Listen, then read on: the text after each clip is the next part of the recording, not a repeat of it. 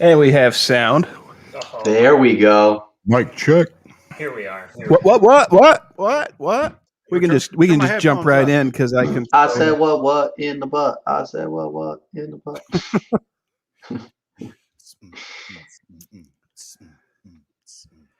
Who sang that? I think that's from South Park. It's from a YouTube video. I don't remember the Is dude. it? Maybe that's what it is. It was That's where South Park got Josh Childers, original Basement Boys co-host, introduced me to that way back along forever ago. Gosh, that was like 13 years ago. He's a really Eons. really effete. Is that the word I'm looking for? Very feminine kind of black guy. African American guy. Yeah. Mhm. Black guy. Either And way. you really wanted to put it in the butt? Yeah. Mhm. That's it. Yeah, I'm not gonna find the clip because I've never you got seen put on some sort of list at this point in this climate. I always just think of Butters. I'm with Bruno. What in the Butters? No, Butter. Well, yeah, but Butters is the one from South Park who sings it.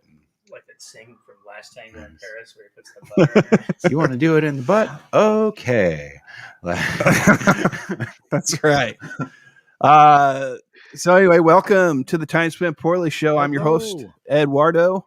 Over to my left, I have to learn my rights and lefts every time. I have to hold up my hand like this. Like this. That was for loser. Exactly, yeah. I got to finish my camera so that I'm a little... So you're not convenient. conveniently So I'm just not in the corner. in the corner of the frame. Yeah. And over to Hudds' left is... Did I introduce Hudds or did I... Okay. Yeah. And over to Hudds' left is Brother Ron, returning Internet. from a brief Little hiatus. hiatus. And we have Bruno welcoming Bruno to the show not one more time, but again. And there was much rejoicing. Oh yes. Boy, mates. We love ourselves some Bruno. Mm-hmm. Little Bruno action. Glad to be back on, guys. Always a fun time. It is. What else It's do not we absurdly late for you this time either. Yeah, right. Yeah, it's not as late. It's only 9:30 right now. That's true. Yeah, you have that 3-hour jog Yeah. from From you guys. Jersey. Yikes.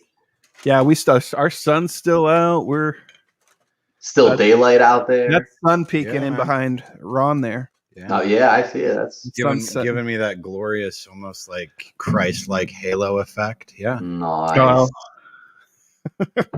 Yeah, it's So- dark as night here. It's because it's night. That's There. correct. That's correct. How are you liking the Belgian ale there, Ron? I haven't tried it yet. Oh, you haven't tried it I yet. just poured it. So I've got 2 new brews on deck Yeah. that Ron has not tried before. That we have the Belgian ale, and then after that, I've got a Heffy in the fridge, Oh. or multiple Heffies. But More than likely, I'll only have the one. I'm not. A red guy. My Myself. my stomach is not. My digestive tract is not. yeah, you want to talk about that? Not in great detail, no. But I'm going to see the fine folks at Clearwater Gastroenterology Yeah. on the 21st. Yeah, next week. Is that on 17th? They sent me a bunch of paperwork in the mail that I got today that I have to fill out before I go see them. But yeah, basically to not go into the horrible details that nobody wants to know. If you averaged out, like there's been a couple days where I haven't puked at all, but if you average it out over the past 3 weeks, I'm throwing up about once or twice a day, every day. Dude, that's not good.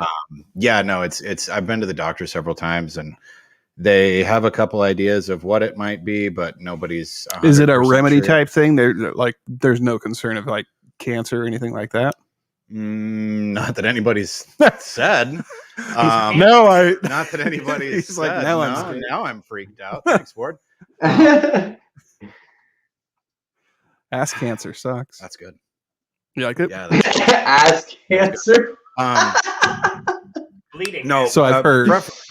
I would definitely prefer it not be ass cancer, but That's hilarious. anyway, long story short, my guts are not all right and have been not all right for a minute or two, and so Some bacteria imbalance. that was actually one of the things they had me do. Like, hi Tori, The poop swab. they checked me for like 4 different bacteria in my gut. There was like shit I hadn't even ever Like heard the of. little, well, like that little fish that swims up your pee stream if you pee in the Amazon or something. Yeah, Is that? Only it went in his asshole. yeah. Yeah. What are you doing? But Pooping in the river. I'm my guts aren't digesting things the way that they're supposed to, and so Mine either. They just keep putting more and more on my stomach. Yeah. Like it's not supposed to do that. today actually hasn't. I made it all the way until about 5:30 today. Before I took your threw up ritual today. Yeah. vomit. But yeah, I don't feel too bad right now. But I also took my medicine after I threw up, and I took about 3 Tums right before I picked Hudds up. So yeah. Whew. Have you changed your diet at all recently or anything? Or You mean like prior to this? yeah, Or during? Because during prior or during? No, prior not really at all. During it's really genuinely been like I was telling my sister, most of what I eat is pretty small portions, because if I eat very much, I kind of gets upset, and or I just don't eat. Hi, Mara. I mean, maybe it's whatever you're eating. I don't know. Right now, my doctor is leaning towards what you had said, some kind of a bacterial. Yeah, I got something. I've either got something in there that's not supposed to be there, or I've got like too much or not enough of something in there. But sounds about right. Transplant? God, I hope not. I didn't even know that was a thing. What? Yeah, a poop transplant. Oh, is that a thing? That is totally a thing. Is that like a gut flora thing? If you and actually They're gonna inject you.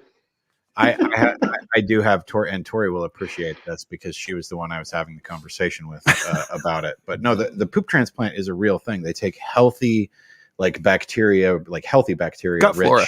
Yeah, poop, Yeah. just goes in the outdoor. They stick it up there. Well, what if that whoever's healthy poop they stick up there is it like an organ changes your donor thing where DNA, your body can and then poop? He's rejecting the shit. Start growing a third nipple or something. But no, so I don't know that I've ever talked about it on the show before, but for my 30 You have a poop donor. 33rd 32nd birthday to myself. I believe it was my 32nd birthday. I got a vasectomy. That was my birthday present to myself, was the knowledge that I was never going to have to raise any more children. Mine was after that, but I did do a vasectomy in my 30s, and I did it wrong. Oh. Did it yourself? Yeah, no, I can do this. Fucking Mara punched me in the balls last night. That's as close as I've gotten. No, you're supposed to. They strongly encourage you wear a jock strap or something to support your gonads. When you're done post-op, yeah, post-op, yeah. And because of the medication and stuff that they give you and everything, I was like, the day after, I felt like I was like good to go. I out on the town, just going around. No, I listened to my doctor. Hanging loose. The day after, and you're going to feel like you can get up and do things. And that is the last fucking thing you want to do. Oh, they didn't give me that. Like, they're just like, really? Hey, just take it easy. Yeah. No, he was super. He was like, he told me, he's like, for the first day of the surgery, you're not going to want to do anything. Like, you're going to be uncomfortable. But the day after, you're going to have some pain pills, and you're going to be, you're going to be like, I don't need to just stay confined to this chair for the next 24 to 48 hours. He's like, you do. You really do. And trust me. It's true. Yeah. I had to go back to the doctor to have it checked out. Oh, yeah. Because I got like a bit of a thing going on. Yeah. See, I know some way swelling. more about both your testicles than I ever wanted to. Well, so anyway, Tori, the gal that was mentioned, was talking earlier, my girlfriend, she has this really hilariously irrational fear that she's like, they can the little clip thing can come undone. They can, which spoiler alert, that's not how they do it. Jurassic Park its way back together. They use like essentially like lasers, like fucking heat lasers to sever your vas deferens. They don't just like put a fucking clamp on it so that it doesn't work that no way. it's a part, but sometimes they do this thing where they do and it reconnects. It's a very, very low possibility of it happening, but it is a thing that can happen, and they do talk to you about it. It's one of the reasons why, and now I'll actually get to the hilarious and prescient point of the story.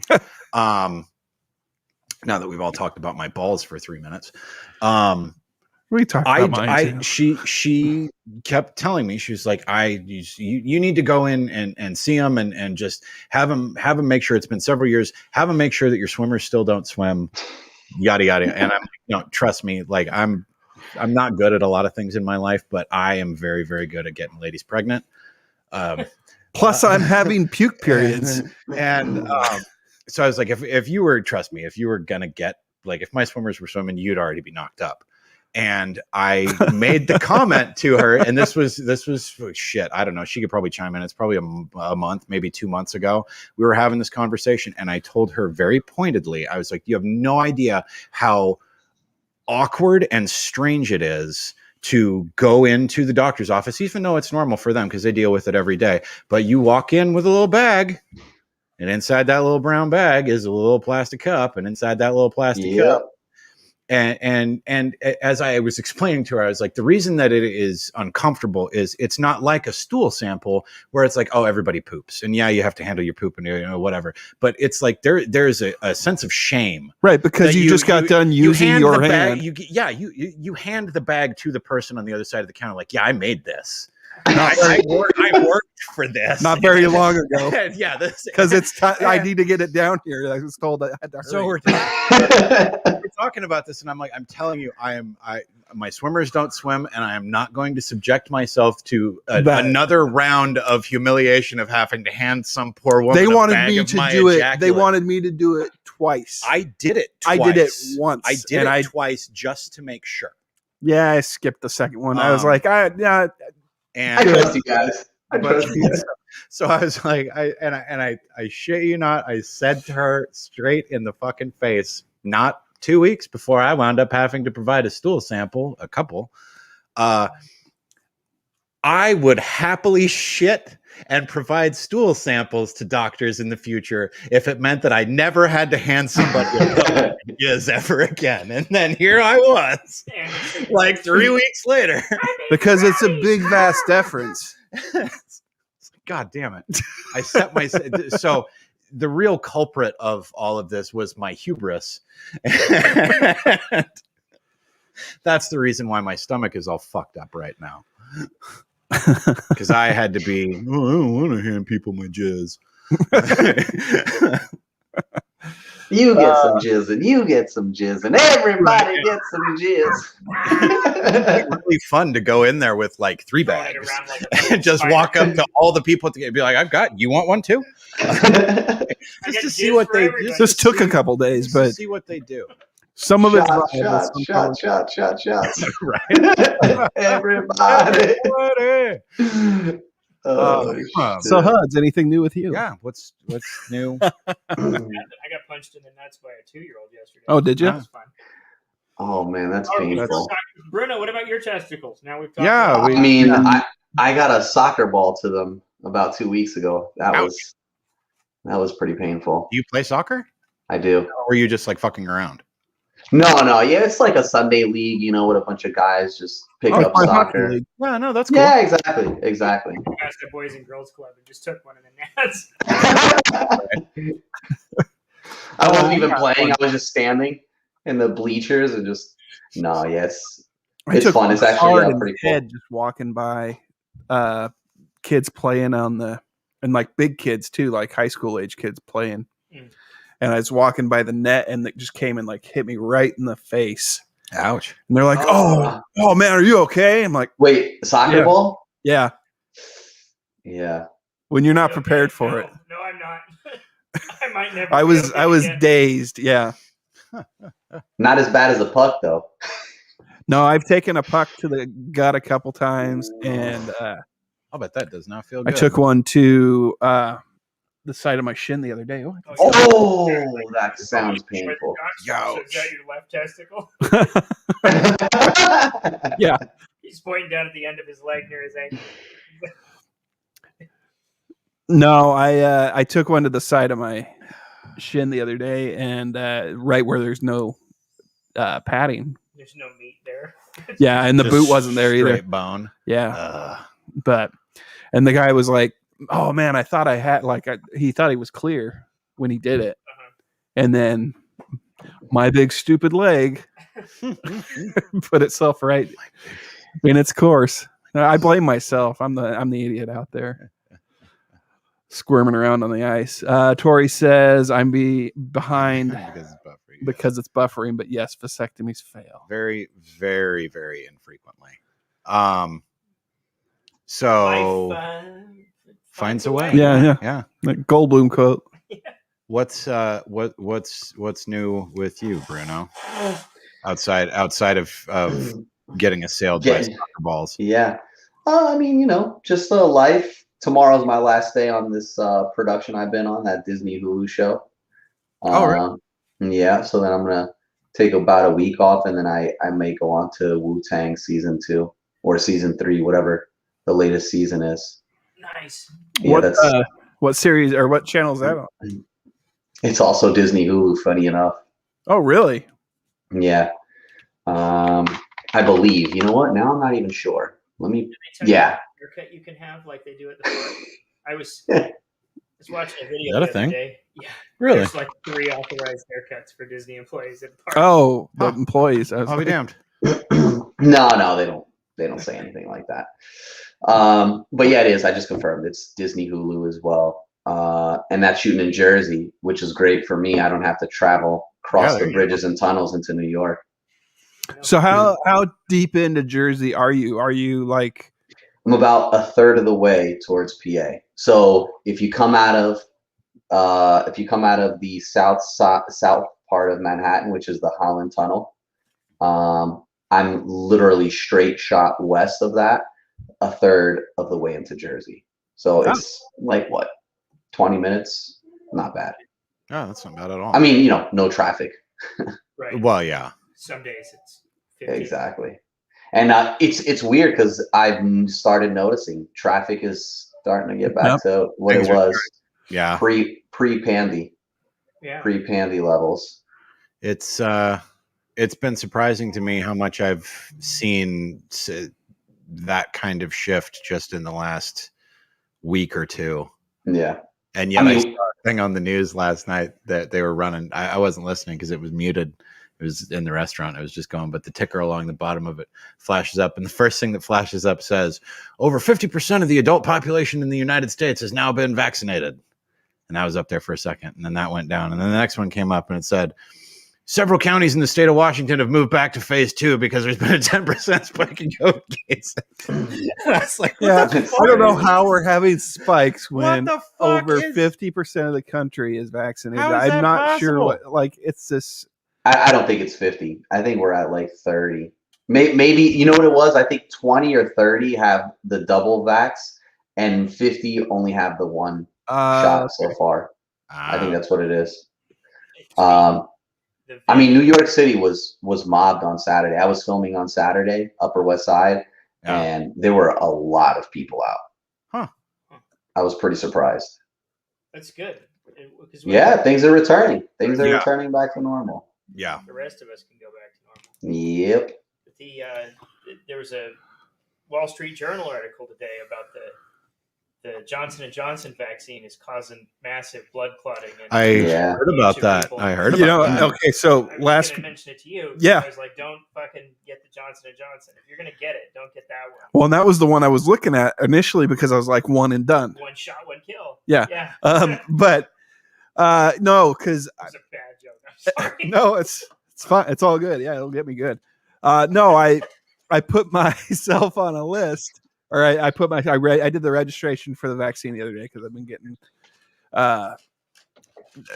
just a lot of family members. When are you going to get the vaccine? Why aren't you going to get the vaccine? And I've never said I wasn't. I just always been kind of vague about my intentions. I was thinking about that. I haven't had a single person ask me.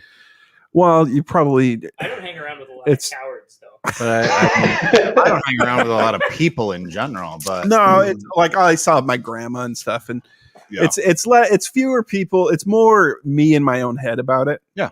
And so then I'll talk to people, and like I have a coworker that keeps bringing it up, and I'm like, well, I registered, I put myself on the list. Well, why don't you call? Well, because I'm going to leave it in their hands. Sounds like peer pressure. Like, back off. So, but I put myself on the list, and a guy from Grangeville called me and was like, hey, we got your vaccine up here in Grangeville. Want to come get it? And I'm like, no. I don't want to drive an hour and a half out of my way. Yeah, no thanks. That's like a 3-hour excursion 2 times. Yeah. I'm getting 2 vaccines. Yeah, man. So I said, nah, I'll wait for someone locally to call me. No one locally has called me yet. So I probably will have to break down and call at some point somebody, but I don't know. You're a no, right, Hudds? I'm a definite no, yeah. Yeah, same here. Unless it's like super mandated and I can't get around it for some reason, but otherwise, That's I caught it already. So that's mostly where my headspace is. But as we start to I feel like at some point I'm gonna run up against it somewhere. I don't. You don't think that they're gonna start mandating it somewhere? No, I think that as and especially I think that as things continue to return to a more normal space. 2 weeks ago, they were talking about wanting people doing annual boosters for the next 10 years. Because nobody knows what the fuck they're doing, which is exactly why you shouldn't get it right now. Moderna's never had anything officially approved by the FDA. Johnson & Johnson's been putting asbestos in talcum powder for years. I don't trust any of these people. I will draw a ration of shit from the very progressive, democratic-minded people of my generation who. I'm sorry, Chris. That's all right. I thought I sounded funny. It's so dangerous to not be vaccinated and blah, blah, So the first part of this show, Hudds has been very subdued sounding, and I apologize for that. His mic was totally down. He had the button on. I was muted. Damn the man. But this has been my opinion about the vaccine from day one. If we were dealing with something that turned your insides into liquid shit and was like Black Plague status, absolutely, man. Sign me the fuck up. Vaccinate would be number one in line. Yeah, you can inject that in my ball bag. But I don't care. I don't even get the flu vaccine. Nope. No, same. I never get the flu. A long time. I get vaccinated for the stuff that they vaccinated me for when I was a kid, polio. Like fucking polio and real. I'm sorry. I know a lot of people have died from COVID, but I don't buy into it. There's and a lot of people that have died from COVID have a lot of other conditions that were prevailing to begin with, and so a lot of white people in this country who don't seem to remember the Tuskegee experiments for one, and just you don't know. Wait, what is it? The what? The Tuskegee experiments. I don't know what that is. Oh, Tuskegee dude, they made a movie about it with Cuba. It's about wasn't it syphilis? Isn't that what they were trying to? They were studying syphilis. They were studying syphilis, and they took these black soldiers and used them as essential guinea pigs of we don't know what this stuff's going to do, but it might do this. So here, try it. And they gave them a placebo. Yeah. And let it go to work on their brains. Yeah. Holy shit. Yeah. And syphilis, late stage syphilis is awful. Scary shit. It goes from messing with your junk to devouring your brain, destroying your brain. Yeah. And it's awful. I don't know.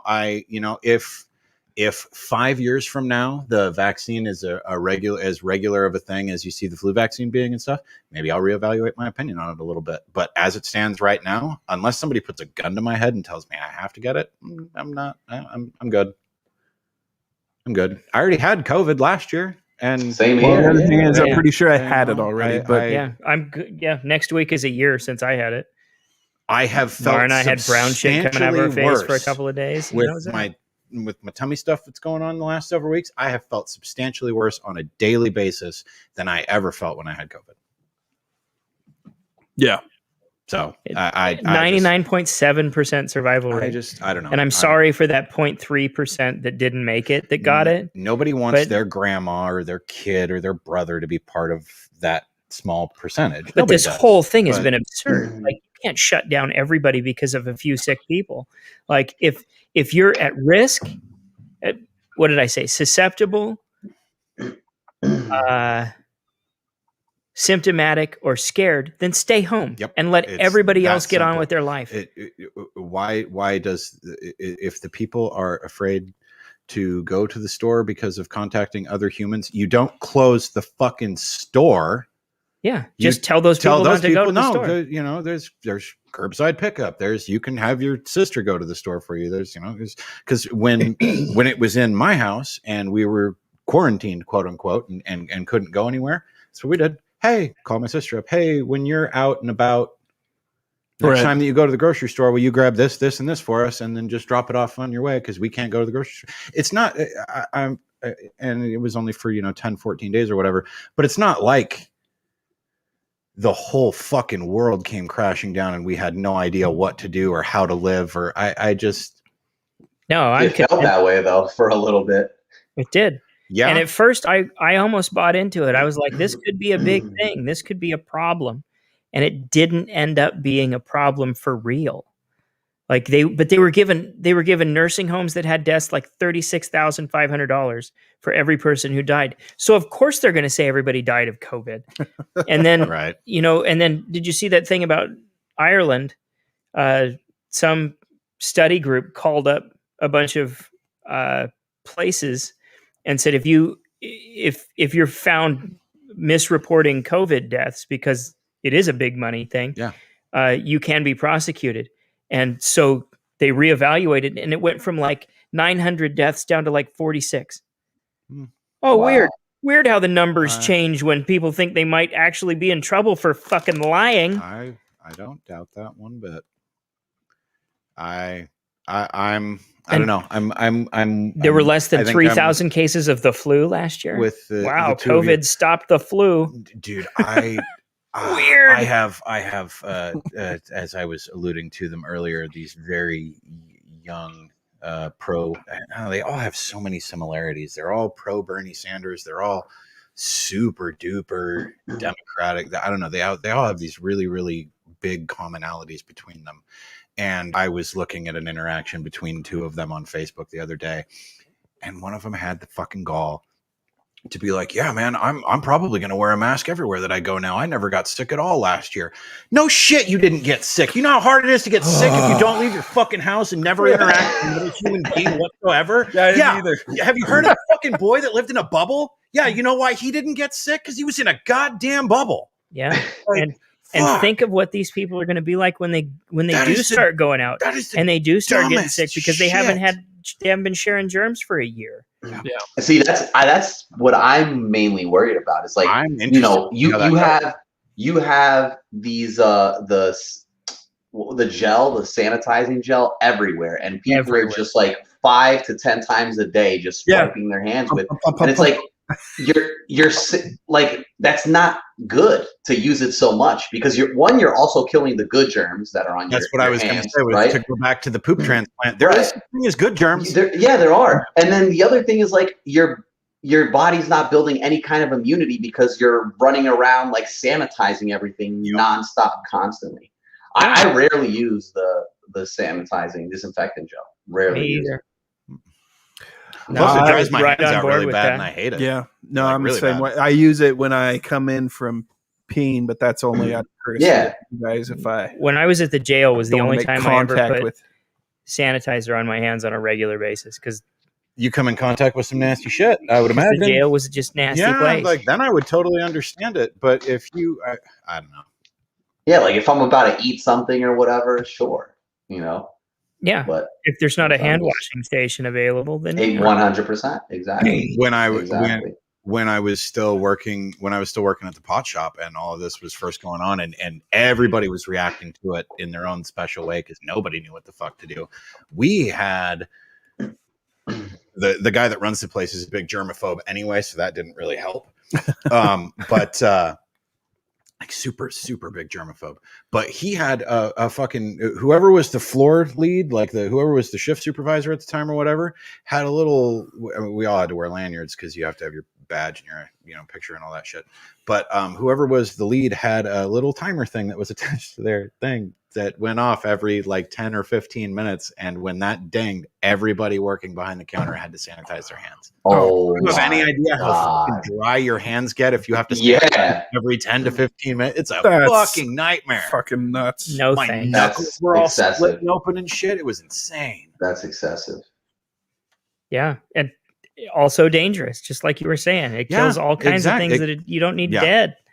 There is such thing as good germs. Talking about pot shop, I mean, Jersey legalized marijuana this year, and then now Cuomo's legalizing it in New York after he was like accused of I don't know what.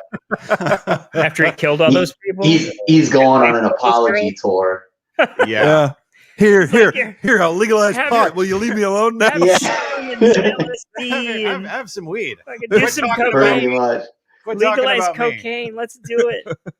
It was something else in there, and I can't remember what it was. It was marijuana, and it was something else. That's funny. Yeah. Well, so, I think that Matt Gaetz guy is distracted from the Como stuff here recently. Yeah. That guy needs to burn in hell. There's been a lot of places throughout the country that are now not just like Oregon.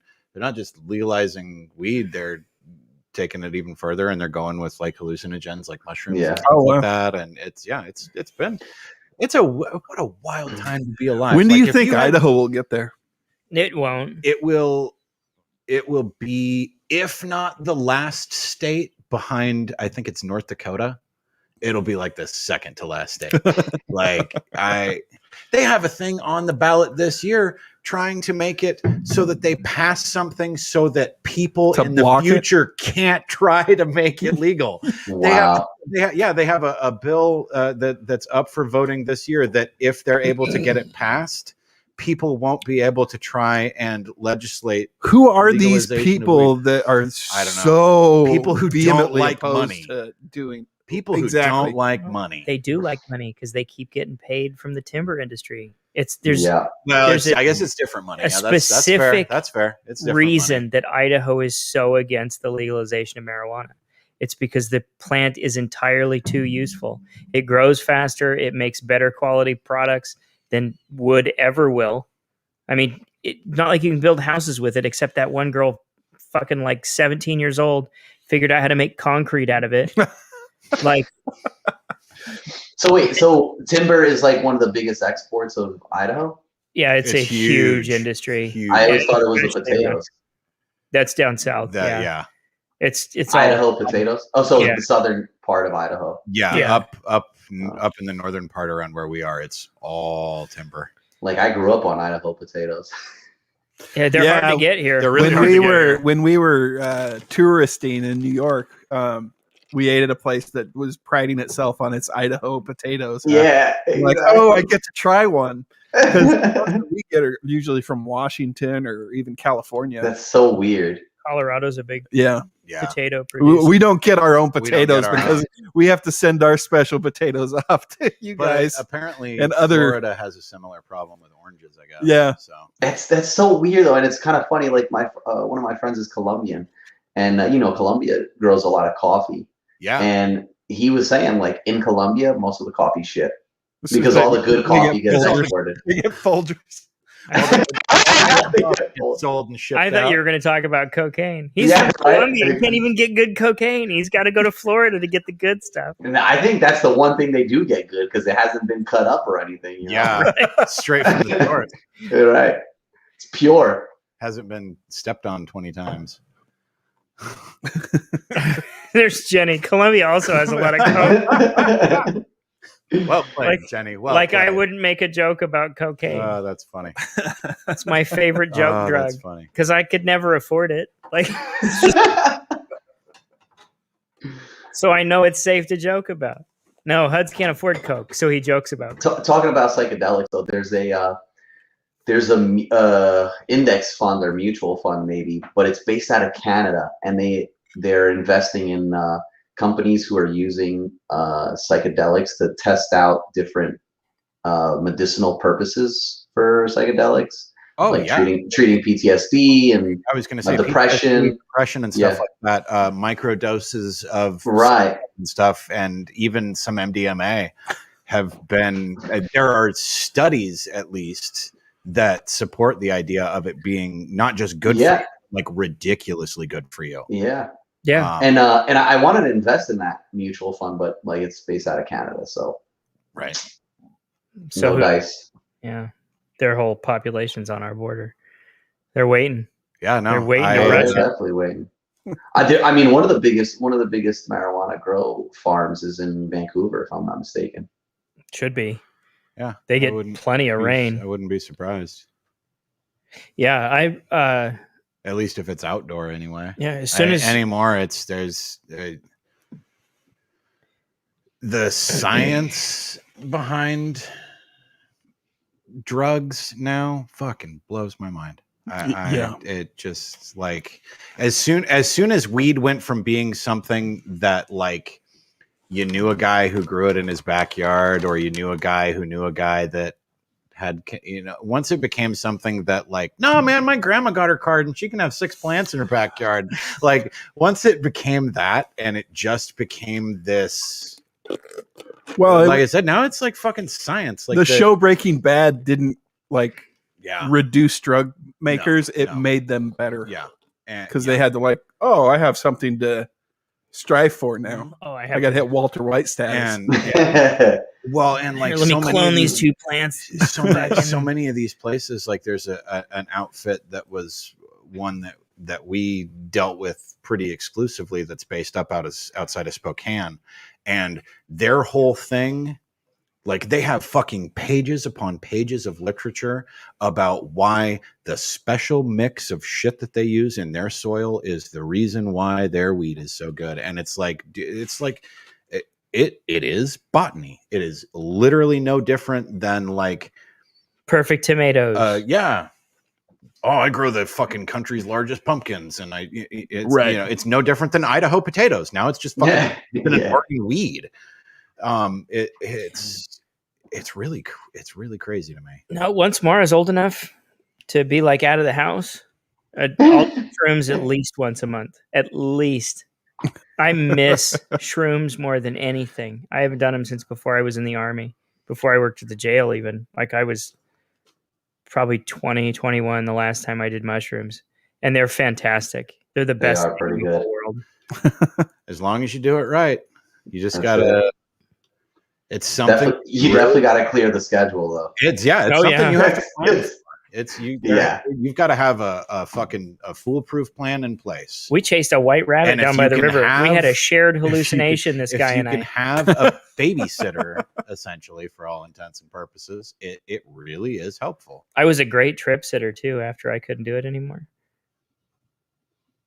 Oh yeah, cemetery. Yeah, Vitas Wexler. Vitas Wexler. I will never ever forget that name. No, as long as I live. I still throw a little salute when I walk past it with the dog.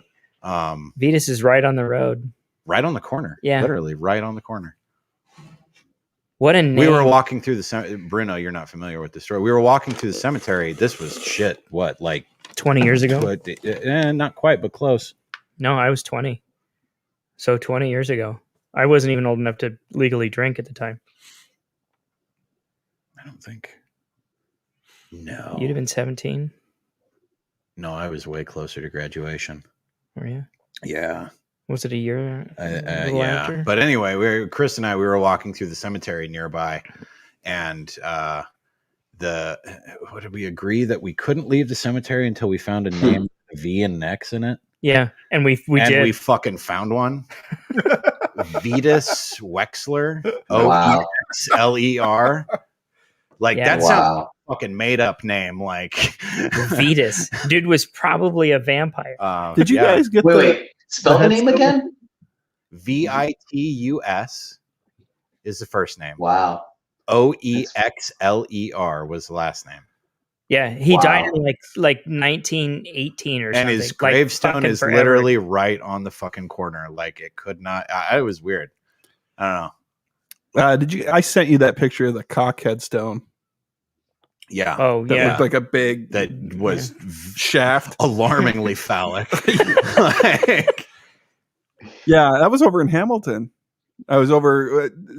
We were looking at my grandpa's headstone, and I like from sense. a distance. I didn't want to from a distance. what I you were see doing this in the cemetery, but we were makes over there sense. looking That at my makes grandpa's headstone, Okay. and then from this, like, I mean, it sticks out like a sore fucking dick.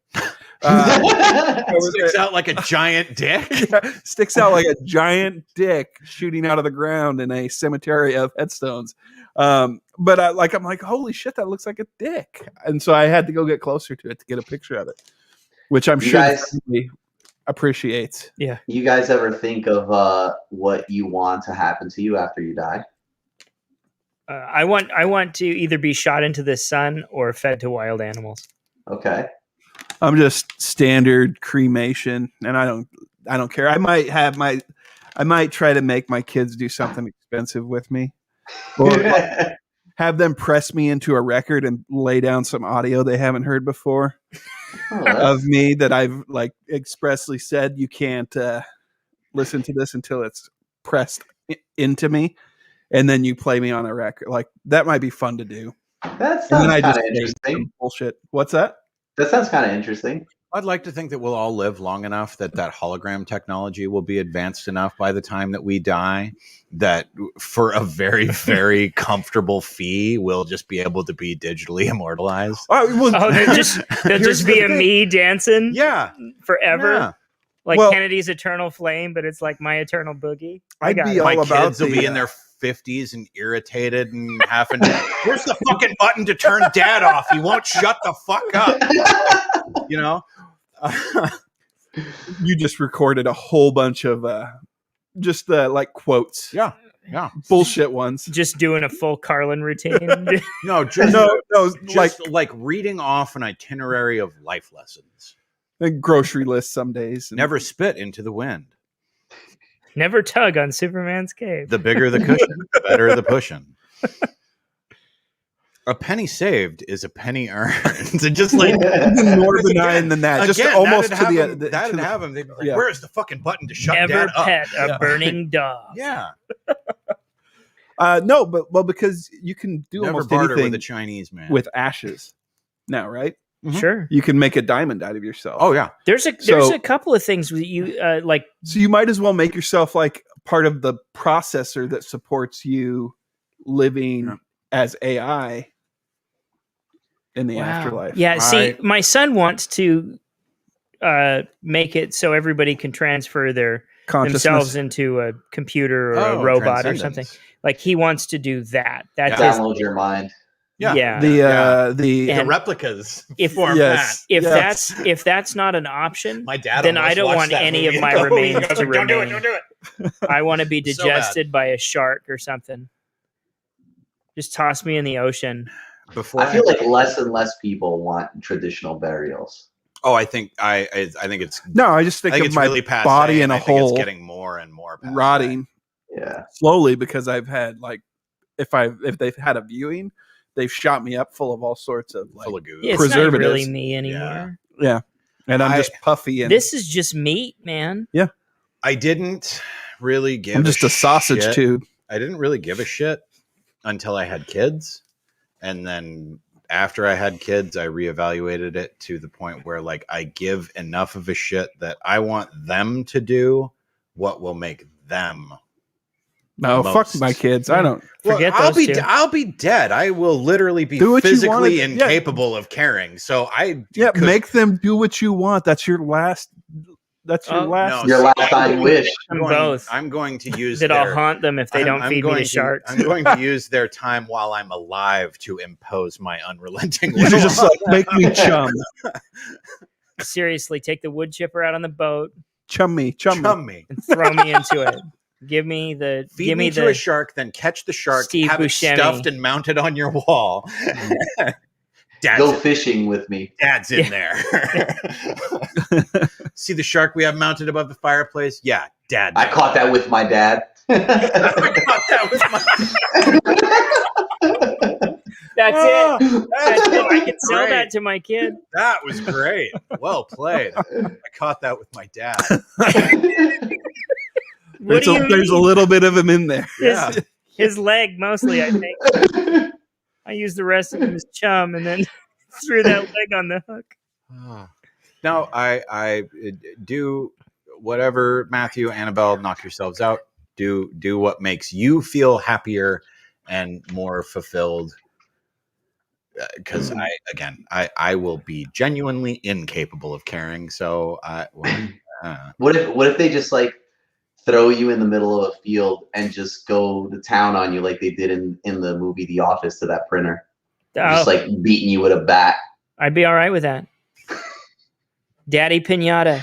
Instead of formaldehyde, shoot me up with Laffy and smack me until you can eat it. I think I would have bigger concerns about like their general mental well-being. That was what they wanted to do. Like, I feel like if their response to my death was to mutilate my body in a field, I think they've got bigger problems to worry about than, oh man, my dad just died. Like, yeah, I think I agree with you on that. Oh yeah, those are the worst kind of daddy issues. But yeah, I don't know. I think life philosophies. I think that, and it kind of piggybacks onto what you were saying about people getting away from the more, I don't know, you'd say antiquated, burial rituals and stuff like that. I think that people, as we continue with our immediate gratification Twitter society, I think people have gotten a lot more concerned about right now. What am I doing right now? What am I doing while I'm alive? What am I doing right now? Fuck when I'm dead. I'll worry about when I'm dead. When I'm fucking dead, I'm not worrying about that right now.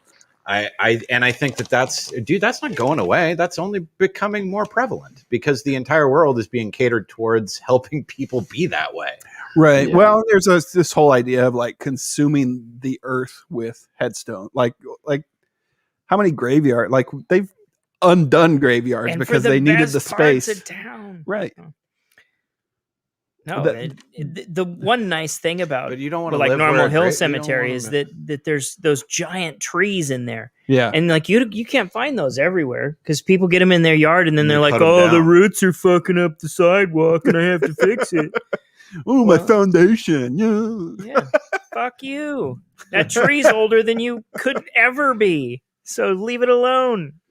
It's bigger and stronger than you. You're just smarter and have an axe. The dude that lives across the street from me had 2 trees in front of his house that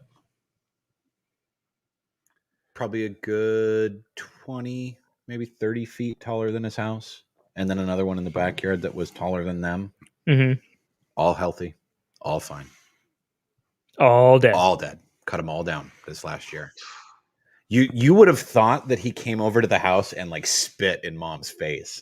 Mom was so, and they didn't even provide us shade, but she would. Anytime, you're on the east side of the street, though. Yeah, but he is not directly across from us. He was like across and up one. Oh, so nothing. So we didn't actually get shade from it or anything like that. But yeah, no, you would have thought that he came and just like spit at Mom. She was so I don't know what the fuck is wrong with him. What the fuck would possess somebody to cut down such big? I should go over there and ask him what his fucking problem is. Like, she took it personally. It was really kind of funny. I'm guessing there's no requirements in your town of like how many trees you need to have or whatever. Nope. No, they don't think that far ahead. No, we're we haven't buffaloed our way through the trees yet. Here in Jersey, like it's town by town, but like each town has certain requirements. Like you have to have a certain percentage of grass on your property. So like your house can't be more than like 80% of the property or something like that, and the other 20% have to be grass or some kind of greenery, or you have to have. What's up? I think that's a great idea.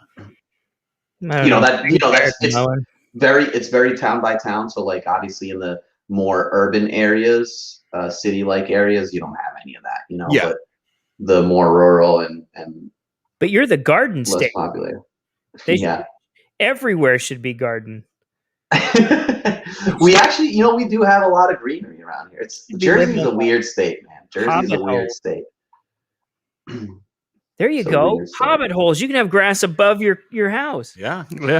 That's my dream, is to have some kind of like self-sustainable house where you don't need an AC. It's just self-cooled and self-temperature regulated, and solar panels. Yeah, look into earth ships. Ship. Yeah, there's a construction company out of New Mexico that has been making them since the 70s, and they're exactly what you're talking about.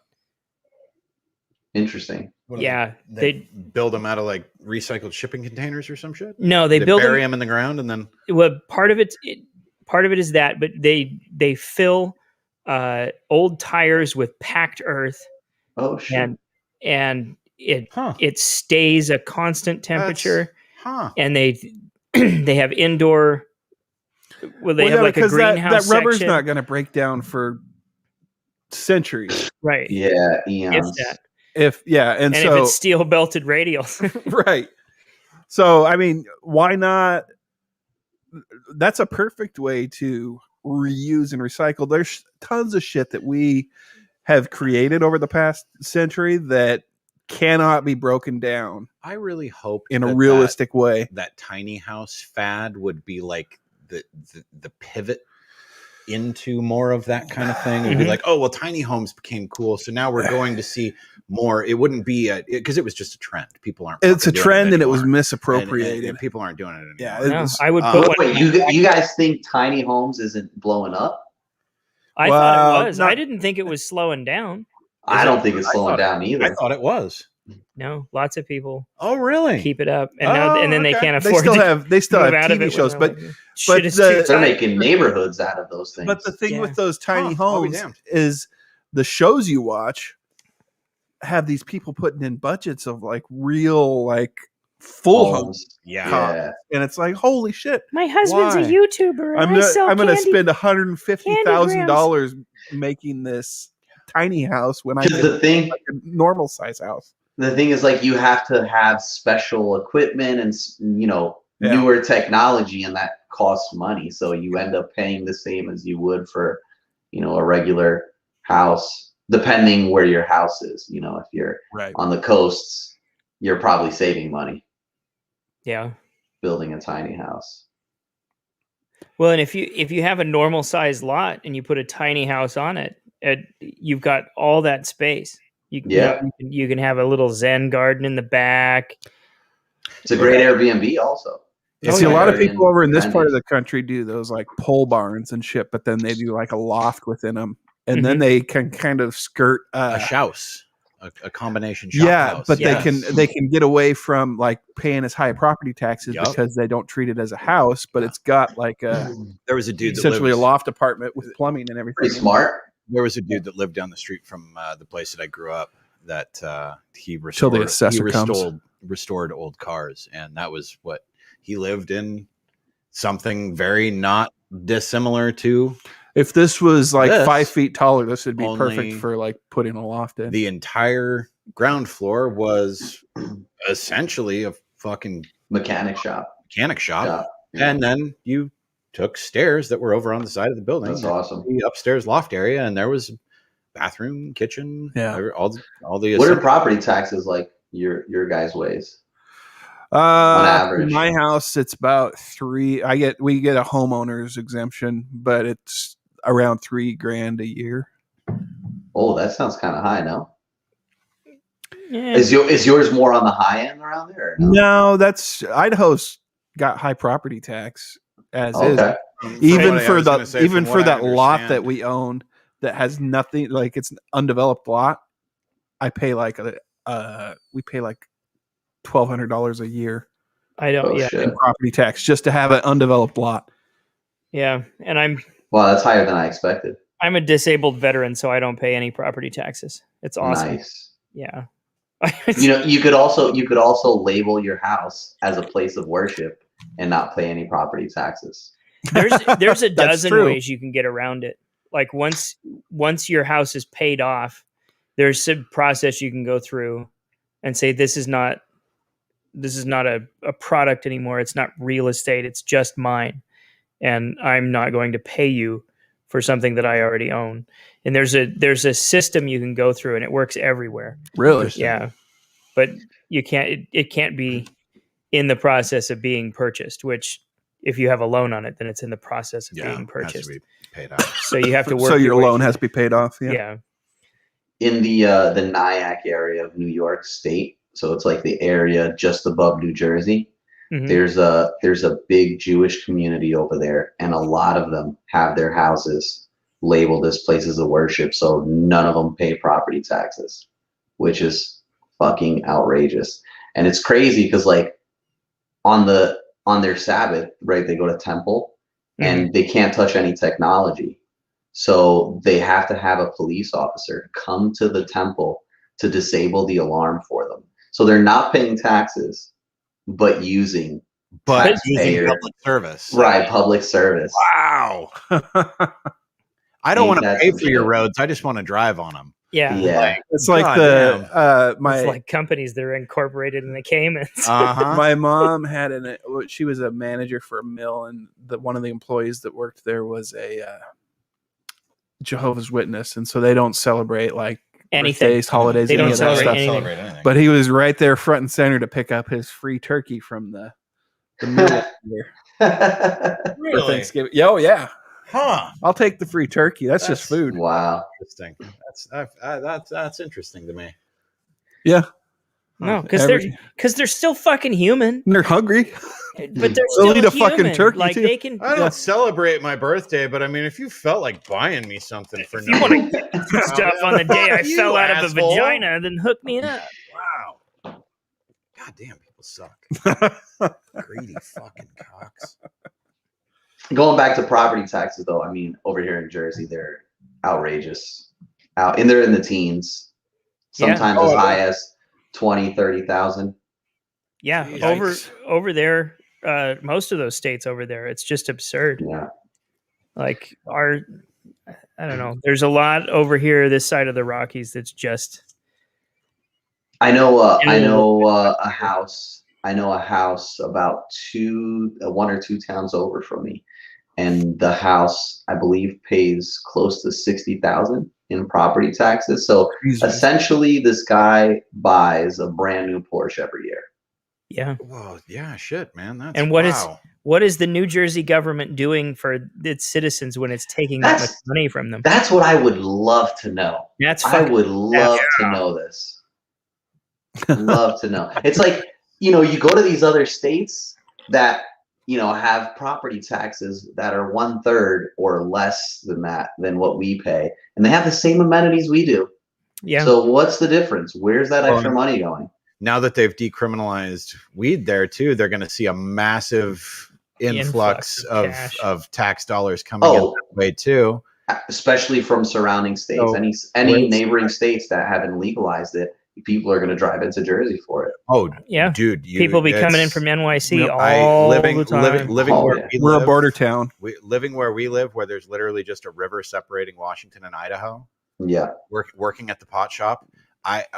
So the shop that I worked at, Clarkston's population is what, 20,000? Not even. Maybe the official is 9 because. The actual area of the town is so small. Lewiston's like 25, 30, but aren't we like collectively? Lewiston's like 33, 34 now. 36. Oh, wow, it's gotten bigger. Lewiston's 36, and that's not counting like half of the orchards and the Cougar Ridge stuff. So my guesstimate still, I was going to wager the valley itself between the two, 45, 50, maybe tops. I'd say 60. I'd say 60. You think? Yeah. Mm-hmm. Okay. Yeah. Because I include Asain in that, and so the Heights. You look at that's true. The Heights isn't on Clarkston's population, but but goddamn, there's a lot of people up there. Yeah.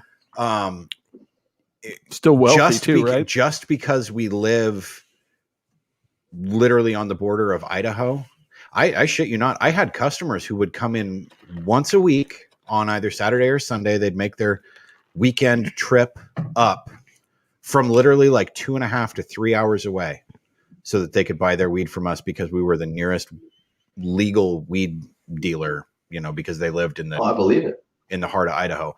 That store was consistently, even in that small of an area, just because of all the spillover that you got from Idaho, that store was consistently in the like top 10% of stores in the state. Wow. That's factoring in Seattle and all of the places. Spew Compton. Yeah. Where you can fucking stand on a street corner and throw it's like Starbucks now. Because I mean, that's what would happen. It's like, we'll drive to Connecticut, which is like 2 hours away, to go buy like a car or something if the price is right. So what's to say that someone from Connecticut won't drive into Jersey for 2 hours and just stock up for like a month's worth? Exactly. By the maximum. Exactly. Dude, there are people that live in the Grangeville area where it's a 3 hour round trip. They'd come in once a month. Maybe potheads are the least motivated people unless they're regarding that's not a vaccine. Yeah, it's true. A man and his wife come in once a month. They both on that one trip buy whatever the legal limit is of things that they can buy, and that lasts them 3 weeks. I didn't even know there was a legal limit over there. Yep. Yeah. Because I mean, I've gone to LA, and I don't think there was ever a. Well, the thing is, in the state of Washington, the legal limit just for loose bud is an ounce a day. So, and if you're buying or attempting to buy more than a fucking ounce per day, you are selling it. You're not smoking it. Right. Because you still have to be 21 to get it. Even if you like buying beer for kids, even if you literally chain smoked just joints all day long, you lighting the new one with the old one, you still couldn't smoke an ounce in a day. But that's for leaf though, right? So is there any kind of max limit for anything else like edibles? Yep. There's gummies. Really? Let me see if I can remember. It's an ounce of flour that includes bud, joints, whatever. There is a pound. There you go. A pound of edibles, which you never realize those little candies don't weigh very much. A pound of edibles, a fuck lot of edibles. That's like 2 of those solder bags, or shit. 3, 4 of those solder bags now. Vapes or concentrates, essentially, is what they call them. But like people who vape, people who do dabs and stuff like that, you can get 7 grams of that per day. Now, I again loaded, man. Again, this is my LA haul. I don't know when the next time I'm going to go to Cali. Right? Yeah, my haul. even as somebody who, when I was working there and smoking, again, dude, you can't smoke an ounce in a day. You got to put in some work. Right. Like you've got to be blowing off other responsibilities to do that many drugs in a day. So I've never explored this at all. I can live in Idaho and I can roll over to Clarkston and just buy whatever. Yep. Really? Yep. Yeah. Wow. If you get stopped over here, you're fucked. Just don't get stopped in Idaho with it in your And as I was very, very prone to telling people, locks don't stop warrants. I don't know where people got the idea that they do, but it's like, I have a lockbox in my trunk. You really think they give a fuck? Well, it locks, so they can't get in there. Yeah, okay, that'll be your little secret, buddy. Like, I don't know. I can raise it over my head and throw it on the ground until it opens. But dumb people. Well, they need a warrant to do that, though. Like, there are a lot of things like they have to have probable cause to search and seize. Yep. Read that Fourth Amendment, folks. And they just changed. Actually, I think it was. Where was I reading? It was a state nearby us. But they passed into legislation that your vehicle or you allegedly smelling like marijuana is no longer probable cause.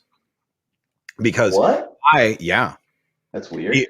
Because they use that language in police reports all the time. I smelled a massive odor of marijuana. Okay. I was my girlfriend and I were staying at a hotel, and we left our little hotel suite. We went down to the bar, have a couple drinks, went and had some dinner, went by the gas station to grab snacks and a pack of cigarettes before we headed back to the hotel, right? Well, I had been vaping. So again, not even smoking, just vaping, which anybody it doesn't smell the same. It does not smell the same, and it does not linger anywhere near. Correct, exactly. It's not as cloying as the smoke is. So we're in her car that no weed is smoked in. Hadn't even been vaping in her car. We're after drinks and dinner removed from me having vaped anything. So, hour and a half, 2 hours, and change. And yeah, got pulled over by an ISP officer. Wow. And literally, I'm not joking. The very first thing that he said after he asked for her license and registration was, "Is that a faint odor of marijuana I'm detecting in the car?" Nope. To which she replied, "Well, I certainly hope not, because my kids ride in this car and neither of us have been smoking." But good on her. But no, it's a thing. I'm not one of those people that likes to overgeneralize the actions bad of cop stereotypes, because I think that cops are like every other group of people, man. They're There's just there's a lot of good ones and a lot stick. of bad ones. Yeah. But they are. It couldn't be more painfully obvious that they're grasping at straws. Yeah. It just like ISP is pretty dangerous for that particular reason. Like I said, no, I detected a faint odor of marijuana in the car. Yeah. That's all they have to say. And then they essentially can do whatever the fuck they want to you. Yeah, because it's claimed in the report that that's what happened. And it doesn't even have to be what happened. Nope. They can put that in there and the judge is going to trust them over any citizen. Yep. So no, I don't like that shit. No. And you find a decent person who's schooled up on the Fourth Amendment, you should be all right in just about any one of those cases. The problem is that the majority of the people that you find that are civilians who are well versed in that kind of stuff are also assholes. Oh yeah. And so those are the people that are like, well, case in point. Legally, the one thing that I always go back to is I knew a guy way like pre-legalization days that he actually spent a little bit of time locked up for selling weed illegally. And he was one of the people that I learned that according to the letter of the law, and especially this is something you could actually probably get away with now that everybody has to wear a body cam, assuming that they don't just turn it off. When you get pulled over, you only have to roll your window down far enough to put your ID and paperwork through. You don't have to roll the window all the way down. No. And if they ask you to, say why. What do you need? What do you need? I don't need. Can I ask why you need me to do that? I can hand you all of my information through the window. Is there a particular reason why you want me to roll my window all the way down? Yeah. Well, there's guys out there. Is the same people who care enough to be informed about those kind of things are, typically speaking, and I'm overgeneralizing here, but they're people who don't like cops. So they're the people who aren't going to politely and respectfully say, well, is there a reason why you need that, officer? They're going to be like, fuck you need that for, pig. Right. And it's like, no, dude, you can't do that. Or not a good idea. But I think you're the one that turned me on to that Audit the Audit. Thing. That's got some good videos on it. It has some really great videos. And it's What is it? What is this? It's a YouTube channel that I found. There was a big, it got national news locally, because this black dude who works at our local Walmart. You can't get national news locally. It didn't get. If it gets national news, then it's not local. Well, it was local. They talked about local. They went national. Man. It was a local event that got national news. I think is what. It was a national local story. But anyway, black dude works at Walmart. Well, black dude's wife, who is not black, also works at Walmart.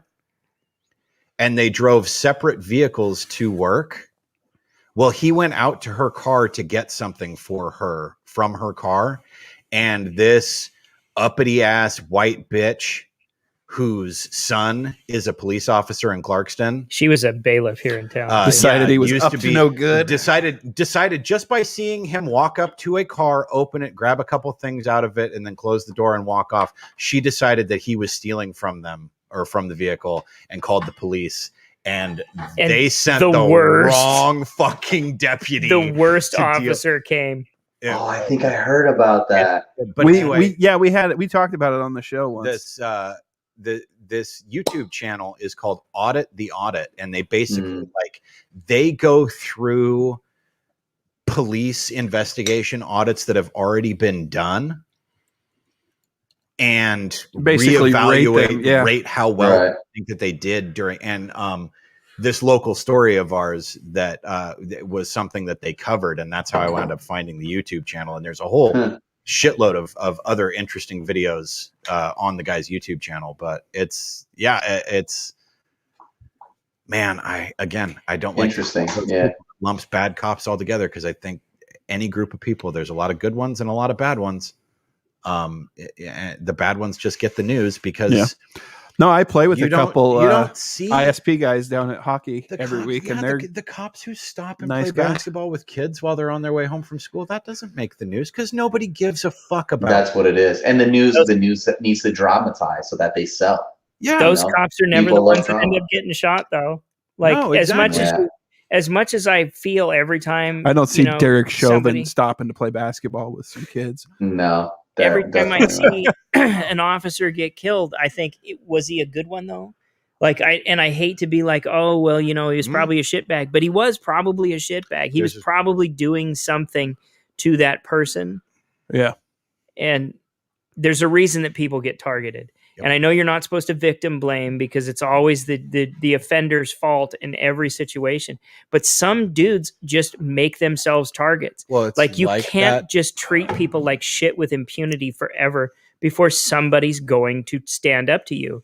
And that somebody's going to not give a fuck. Like the deputy in that video. I'm pretty sure that at least one of us said while watching the video, dude is lucky that he was basically fucking the police officer is lucky that he was fucking with a guy who was rational. Yeah. Because calm. The cop was not acting rational or calm at all. And this that guy would have been like, this valley is full of people who are bug shit nuts. Yeah, really unhinged. A lot of drugs. What was the line from the comedy bit that I heard while I was driving today? Whole lot of needles, but no sewing factory. Like, that describes Clarkston really well. Yeah. Well, and, Orfino's got State Hospital North. The Nut House is up there, and it's only 20 minutes up the river. Yeah. And, those types of people just keep coming back down here because it's, less sleepy than Orfino. It's still a sleepy town. No, we talked about this last episode. Did you see mental that health is the big crisis that we have going on. With all this, it's kind of relevant with everything going on with the shooting and the Floyd murder trial and whatnot. But there was a picture that was making the rounds on Reddit the other day that said it was a girl with a protest sign, and it said, like, professionally trained police officers.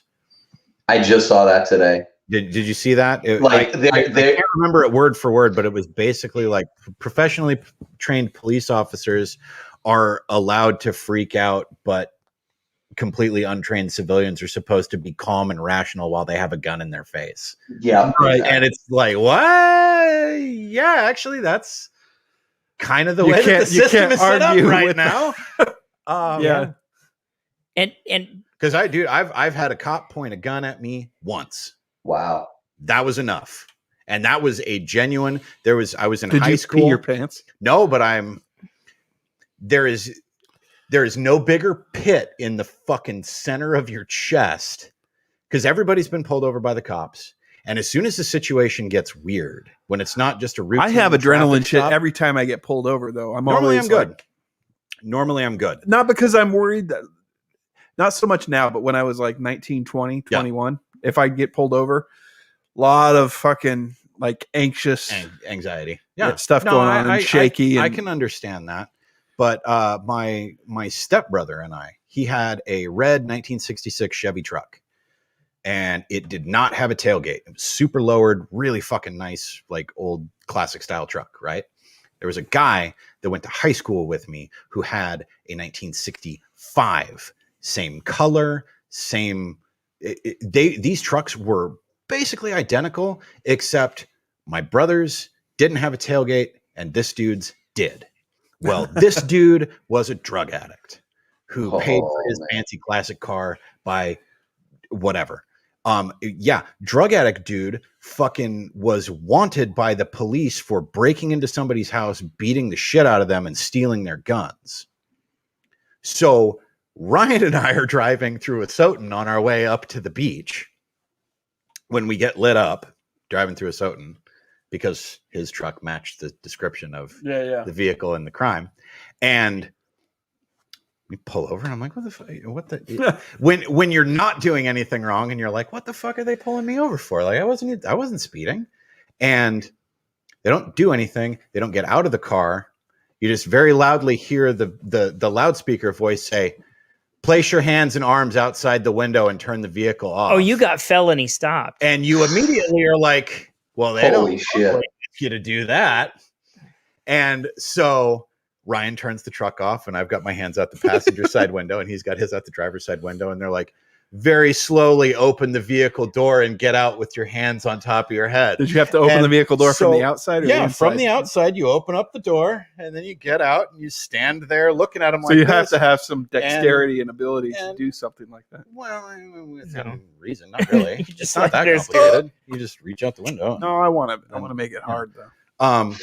No, what's really hard is when you get out with your hands on top of your head. You're just gonna have a big erect penis tombstone. And then they get out of the car with their guns already out. Like they enter the situation, guns drawn. They step like, out. Fuck me! And I'm immediately like drawn to the side or drawn and pointed. Drawn into the side. Pointed pointed as they started walking towards it. Not like pointed directly at us. But like raised. Halfway, but like at your feet, yeah, basically.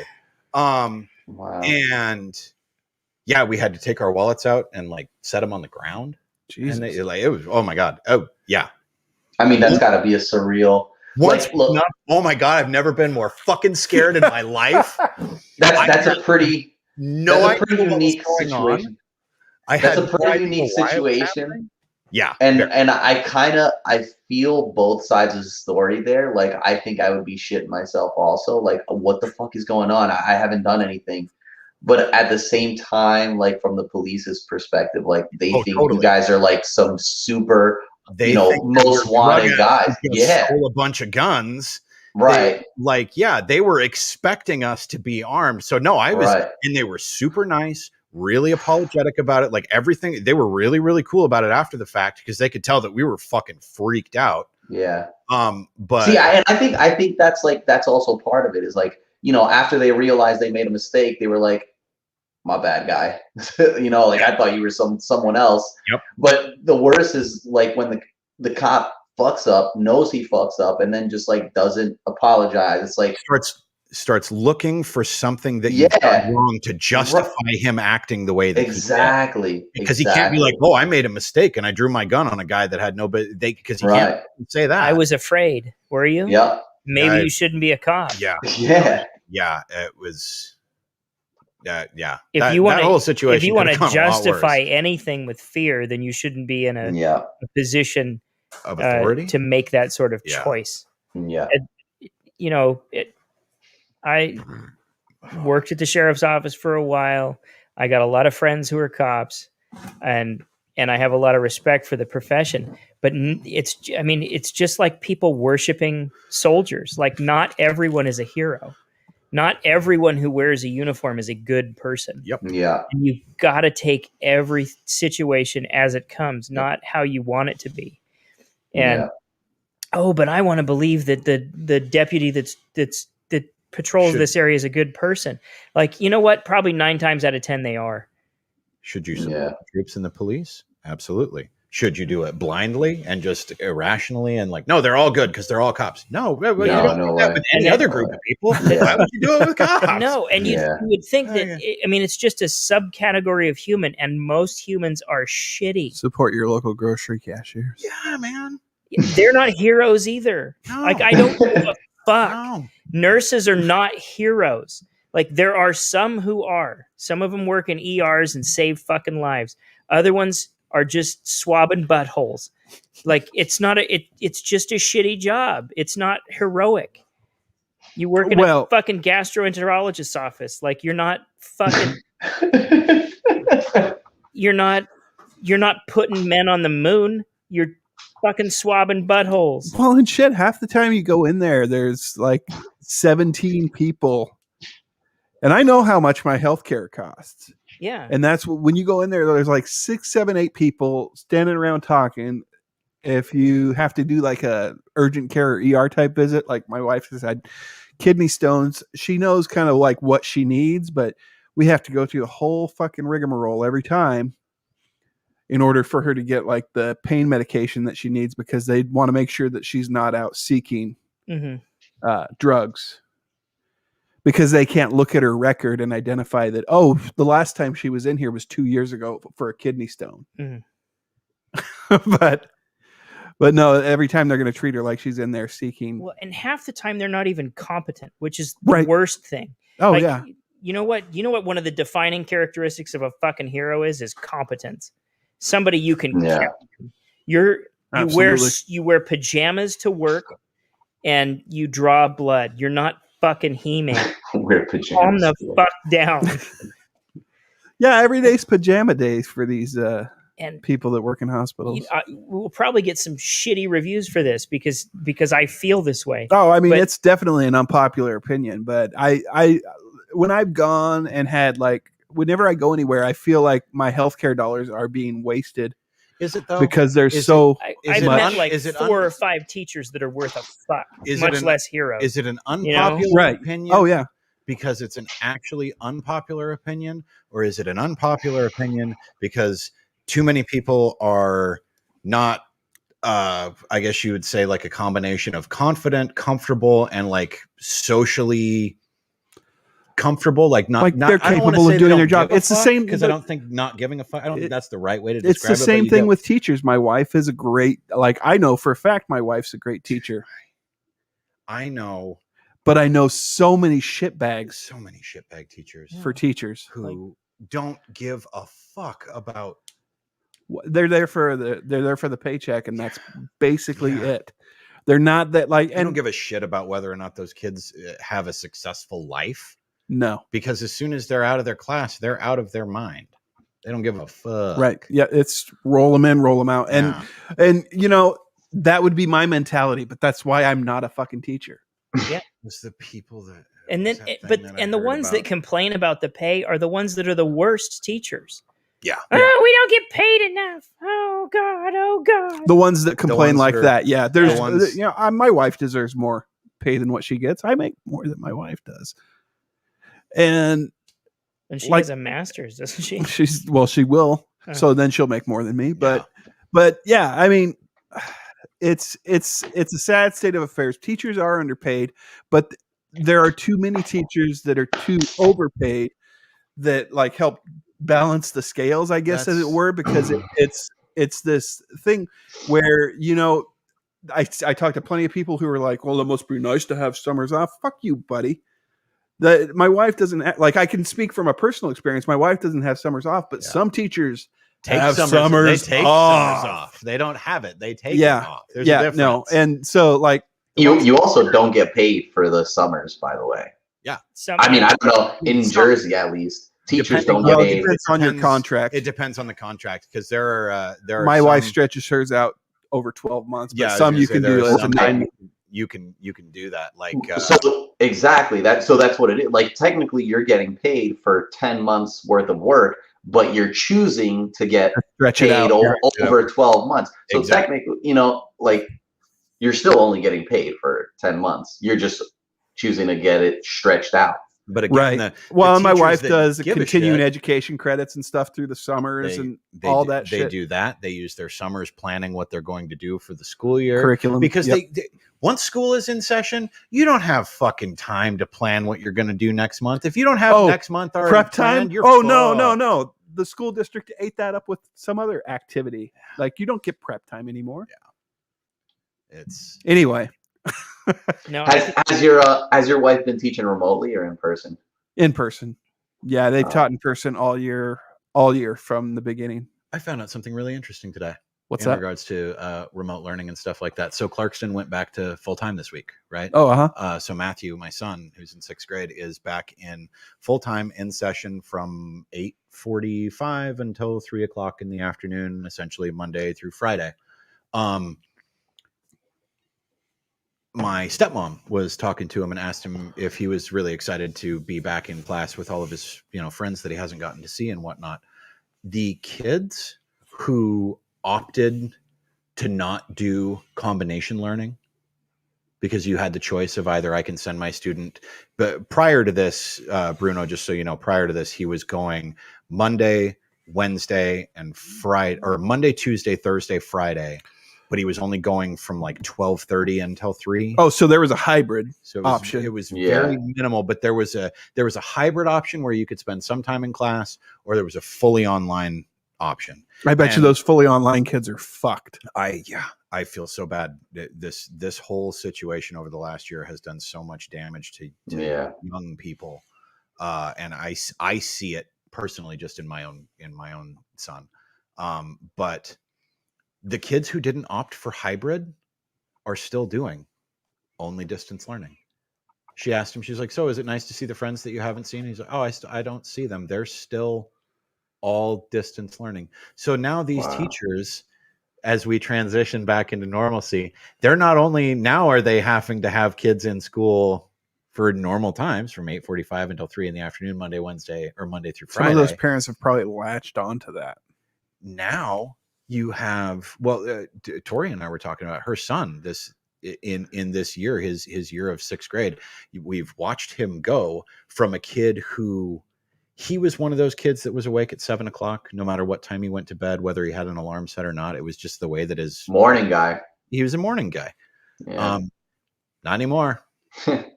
That happened to my kid though too, and I think it's part. How old is he? He just turned 12. That was my kid too, though. I think that's part puberty.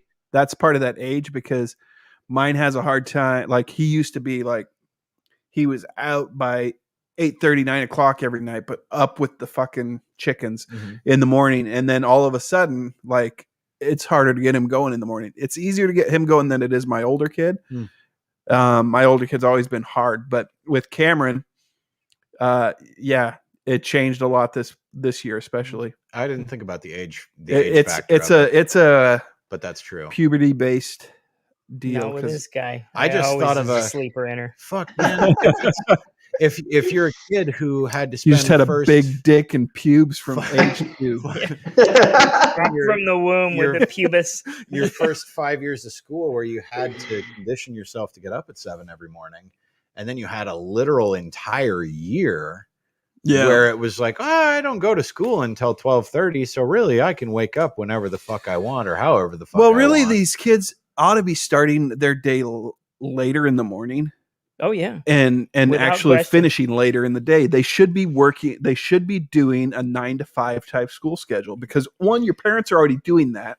That's what the science says. And once you hit 12, 13 years old, you should be going in at like 10. Yeah.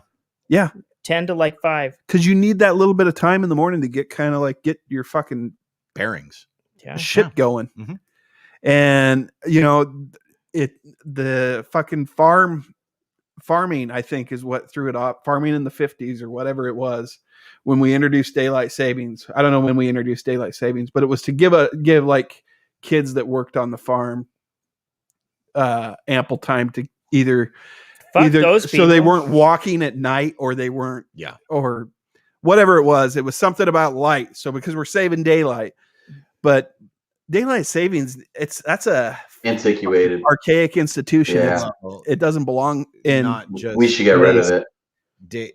We should have gotten rid of it as soon as daylight savings, a 5-day school week, a 5-day work week. All of these things are becoming more and more apparently not obsolete, not just antiquated, but downright wrong. Yeah, they're being able to show that they prove it in other countries that it actually, like Sweden and shit like that they actually can do it better in other ways. Did we have this conversation?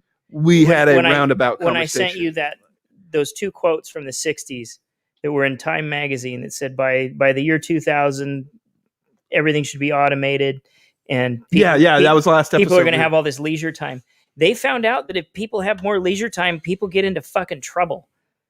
Like, people don't know what to do with themselves. Yeah. Not everyone can be me and sit parked in a chair for 10 hours a day playing a video game. They go stir crazy. Like, but they lose their fucking But there minds. are countries out there that do have like the 3-4 day work weeks. Yeah. Or they do like they'll have several months off in a row. Mm-hmm. And there was times it never happened with my family. But I know that there were families that would take like summers to vacation. Yeah. Mm-hmm. Summers long vacations. Yep. And So that's a thing of the past. I mean, there's still families that do that, but that not part of our class system. No. I mean, that was definitely me. No shit. Well, both my parents were teachers, so we would all have the summer.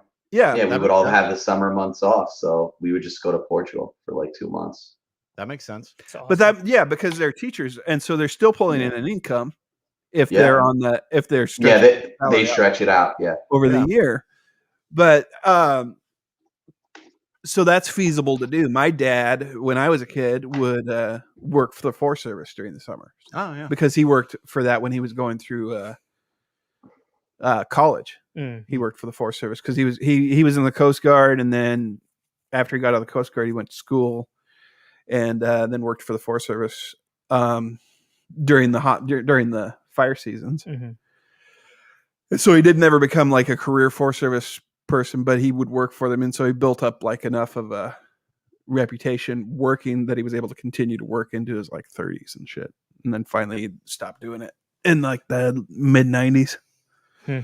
But I remember one summer he got stationed at a house where a lady got nearly murdered by an escaped prisoner. Holy shit. That house is no longer there anymore, but it was on Highway 12. It was the Lolo, basically the Lolo slasher. Yeah. It was just some prisoner that broke out, and the lady that was staying in the house happened to be there, and he went there to like hunker down. Yeah, wrong place, wrong time. God damn. He like stabbed the shit out of her, but she ended up surviving. Oof. And that's why you never know. You never, like, you could just be living your life peacefully. Yeah. Yep. And one day from one day to the next, just craziest shit just happens. When people are just like out of the blue dead and they just happen upon things. That's why like I tried my very best to avoid getting into like drama with people or any like into situations where I'm inviting like some sort of outside influence.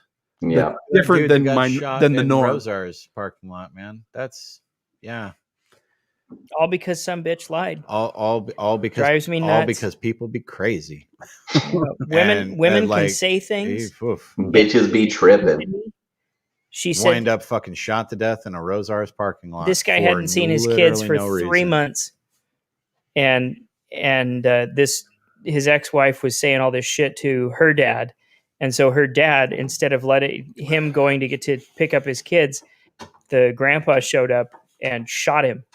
Just met him in the parking lot and just shot him point blank in cold blood. Wow. Yeah, man. They had a protest about it. Was it last weekend, right? Yeah, last week. And holy shit. Rental alienation is fucking awful. You hear about the things that and there's no ramifications. Nope. And hey Ward, are your headphones green? Yes. I just realized that. Yeah.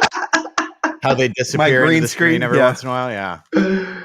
I just saw this clip. I think it was like yesterday or 2 days ago. It was like one of those TikTok clips, but it was on Instagram, and it was this guy showing this green screen suit that he bought so that he could run past his wife's meetings and not be seen. That's awesome. You just see this face hovering across the screen. I love it. Cool. Oh, it was hilarious. Was it when Peter was here that I had that green Time Spent Poorly shirt I gave him. Yeah. And we could like turn to the green screen and we just had Did you see the one with the Queen of England? She had her regular clothes on, but like the shirt underneath her jacket was green, and the suit was green, and so people just had a put field day all with that. kinds of shit on there. Geez. And Yeah. hilarious. Yeah, I remember that. The internet is savage. The internet is savage. It is. I don't know. Those royals need to be taken down a peg or two. You think you find no shit. You think you find something. It was like the time that Pence had the fly on his head. I was like, oh, like I was so excited because I thought I've discovered this, but you never discover anything. Nope. No, because and you'll never know. There's 150,000 other people at least discovering it at the same time and better than you are. Well, before he even finished the coin toss, somebody had made a fucking Twitter account for Joe Namath's coat. That one Super Bowl when Namath came out and he had that fucking bomb ass coat. Yeah. Wow. I don't get jealous of coats very often, but man, Joe Namath's coat was awesome, and it had its own Twitter account before the coin toss was over.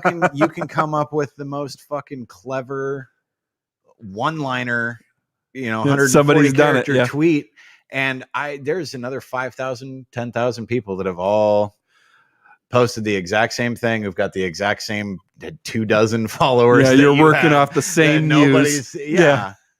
And they ran short. There's a lot of people out there. It's bound to happen. 7 billion people in this world. There's no such thing as a unique thought anymore. You ever go to the Worldometer? I love that thing. No. Yeah, there's a thing that just shows you like how many people are alive. Yeah, that's pretty awesome. Hudds likes to walk down depressing avenues every once in a while. So I was reading through the show notes here. Oh, you mean the ones we haven't visited yet? Absolutely. I was thinking about that before. We just derailed everything. No, this is one whole show right here. There was something that caught my eye because I was reading down. You've got this thing about the discussion of kids of famous people. Yeah. And I'm reading through all of this list of names. And there's one that really throws me. Who the fuck is Emma Roberts related to? That's Eric Roberts' daughter. Yes. I was so hopeful that it was Eric Roberts, not Julia Roberts. No. Because Julia's barren. Nobody gives a shit about Eric Roberts. She just had kids. Oh no, I know. I just like to say you just heinous things. No, okay. Because I was going through and I was like, okay, I know who that is. I know who that is. And I was like, Emma Roberts. I didn't know that she was like a nepotism person. Oh yeah. Okay. Well, let's get into the show notes. Eric Roberts. What do you say? Yeah, sure. So it's only 8:15. I got to leave in a half an hour, but sure. We're only 2 hours in. Yeah. That's one of the. That's 8:15. It's 8:15, Yeah. and unfortunately, that is one of the drawbacks with Matthew being back in the normal school hours. Now I have to be home in time to make sure that he goes to bed on time. So I can't be like, no, the show ran long. I'm sorry, but you watched. Well, he's not in the chat right now, so I know it's weird. It's promising. Probably playing Xbox. It's weird having you here and not having him. It is a little bit different. So I want to talk about my old show rabbit hole. Okay. Well, it wasn't by my choice. I got off work today. This happened today, and I went and I sat down. This is a hot take, as they call it. Is that what a hot take is? So I don't think so. What is happening? Just trying to comment on this. No, so I got up, or I got off work, and I came out and I sat down, and my wife had this show going on, and I'm like, oh, that's an early 80s era Ted Danson in this show. And it's not Cheers. But it's like Cheers. He's got the hair, Ted Danson. I mean, it's totally like right in that fucking what show is it? Wheelhouse. And well, he's not the main cast. He's a character in this episode. He happens to be a character in an episode of a TV show. Okay. First I thought it was a movie. And so what I like to do is I actually will go to a actor's Wikipedia page, and I won't pause the show to see what's on, and I won't even ask to see what's on. Yeah. Because I like to challenge myself to try to figure it out through guesswork and their filmography, Mm-hmm. like whether it be TV or movie. So I'll be like, okay, I'm gonna try to figure out when this was. Like I'm gonna guess when about this was, and then based on the subtext of what's going on, based on what's going on the screen, find out what TV show this is or movie this is. Mm-hmm. So I'm watching, and there's an actress's name in there that I do recognize, but did not recognize the actress herself. But what was her name? I'll get to it. No. So first thing is Albert I'm listening Einstein. to like names being dropped, and like I haven't heard, like Ted Danson's the only guy I recognize so far. So I'm like, I need to hear his name so I can see who, like his name in the cast of what it like. Was it 3 Men and a Baby? No, unfortunately. That would have been obvious from the get-go, though, because you've got Steve Guttenberg and Tom Selleck. Yeah, and I know Nancy Travis. Yeah. Well, and it's kind of like, I wonder what this movie is. There's 3 guys and a little kid. Right. Like, is it 3 Men and a Baby, or is it 3 Men and a Little Lady? Which is it? I saw this movie with Sylvester Stallone. He was like, "Stop, or my mom will shoot." I wonder what that one was called. Must have been Cobra. That was over the top, man. So I finally hear his name dropped. I'm like, oh, okay. So this is the show, and so the show is called Tucker's Witch. Okay. So doesn't sound familiar, does it? Oh. Okay. So I go to the show page, and I'm like, so I'm just going to read from the Wikipedia right now. Tucker's Witch is a comedy detective series that aired on CBS. I'm not going to give the date range yet because this is important to the. It starred Tim Matheson and Catherine Hicks. Now I would have recognized Tim Matheson and Catherine Wicks of Seventh Heaven fame, and also one of the Star Trek movies. I can't remember which one. The whale one, I think. Was it 3? Was it the whale? Oh, yeah, she was in the whale one. Yeah, that was 5. The whale one was 5. So was it 4? 4. Yeah, I was going to say, I thought it was 4. The God one where Kirk fights God and wins. The starship. So it stars Tim Matheson and Catherine Hicks as charming married couple Rick and Amanda Tucker, who own and operate their private detective agency in Laurel Canyon in Los Angeles. So, okay, so this is, you see these shows were like prevalent in the day, or these types of dramas, Dallas, Dynasty, Heart to Heart, that kind of shit was like all over. And so you recognize names like show names like that. Mm-hmm. Remington Steele with Pierce Brosnan, well, like those within that vein, Matlock, MacGyver, what's the one with Selleck in it? Magnum P.I. Wow. Those like all those shows. The one with James Garner, Rockford Files. Yeah. I was going to say Maverick. and Maverick. He did Maverick a couple times. That too. So anyway, then here we go. Amanda. So as I key in, I see the 2 lead characters having this like one-off, and I don't recognize them. Neither of them. And at this point, I've already like I'm like Tim Matheson and Catherine Hicks. These guys don't look like Tim Matheson and Catherine Hicks. I know what a young Tim Matheson looks like. I've seen Animal House. Mm-hmm. So I know like these actors, right? So I'm like, okay, but so then all of a sudden he's like going to do something, and I'm not like keeping up with like the plot of what's happening in the episode, but she starts doing this bewitched shit where she's like basically trying to coax him into fucking her, and not leaving to go try to do detective shit, I guess. Okay. And he's doing this like, no, Amanda, stop it, because she's like getting all rock hard, I'm guessing. In his, like your tombstone. Yes, like that tombstone. Okay. So and he's saying Amanda, and I'm like, that's not Catherine Hicks. I don't know who that is, but that's not Catherine Hicks. She's cute, but that's not, and Catherine Hicks wasn't like, I didn't ever see her as cute. She just kind of looked like a mom to me.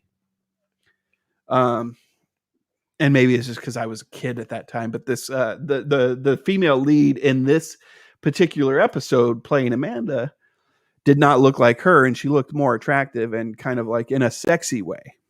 And so she's doing this bewitched shit where she's like trying, and so the character Amanda possesses psychic powers, which is an asset to solving cases, but also tends to get the pair into various troubles. It would be. Psychic powers would be an absolute asset to solving fucking mysteries.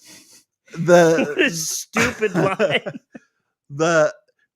I want to read about the pilot. The show I didn't ran know for 1 season. I had not paused. I had not paused the episode. The show ran for 1 year, right? 1 episode.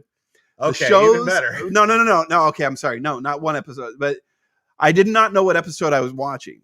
Because I walked in on the episode in progress. Yeah. I did pause at a certain point as I was reading through the plot and the pilot description, the show, and realized, oh, I'm watching the first episode. And my wife had just queued something up as for noise, basically, is what happened. So the show's pilot was originally filmed in early 1982 as The Good Witch in Laurel Canyon. Of Laurel Canyon, and starred Art Hindle and Kim Cattrall. Kim Cattrall was who is from Mannequin, Sex and the City, the mannequin. Yes, yeah. I always think of Mannequin first, and Mannequin Big Trouble in Little China second. Yeah, and Big Trouble in Little China is in my top 5 movies, and it should come first. But she will always be Emmy from the fucking Mannequin. And first. she is attractive at this age. Yeah, she was fucking way. And imagine her doing like fucking psychic shit where she's like wanting to get this guy and on CBS no less. So in May 1982, CBS announced the series had been picked up with that title and cast. However, over the summer of 82, this is where it gets fun.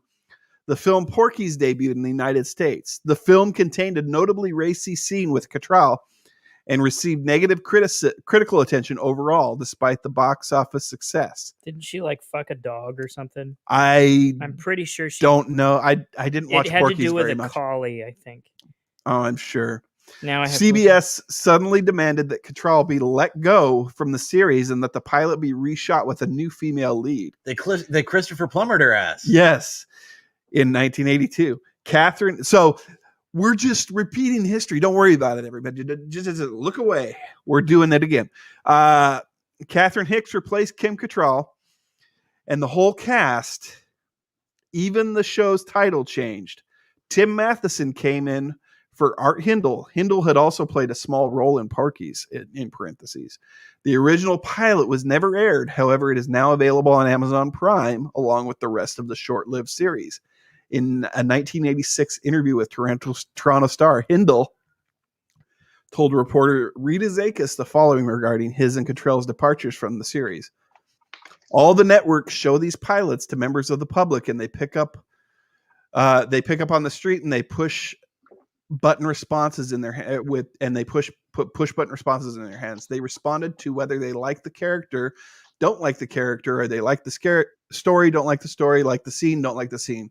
She didn't do too well with these responses, so they replaced her. And then I just walked. I had other things to do, and I didn't really want to get involved with something they were going to start pulling strings all the time. They did that with the chick that played Daenerys in Game of Thrones. Yeah. Amelia Clark wasn't the original.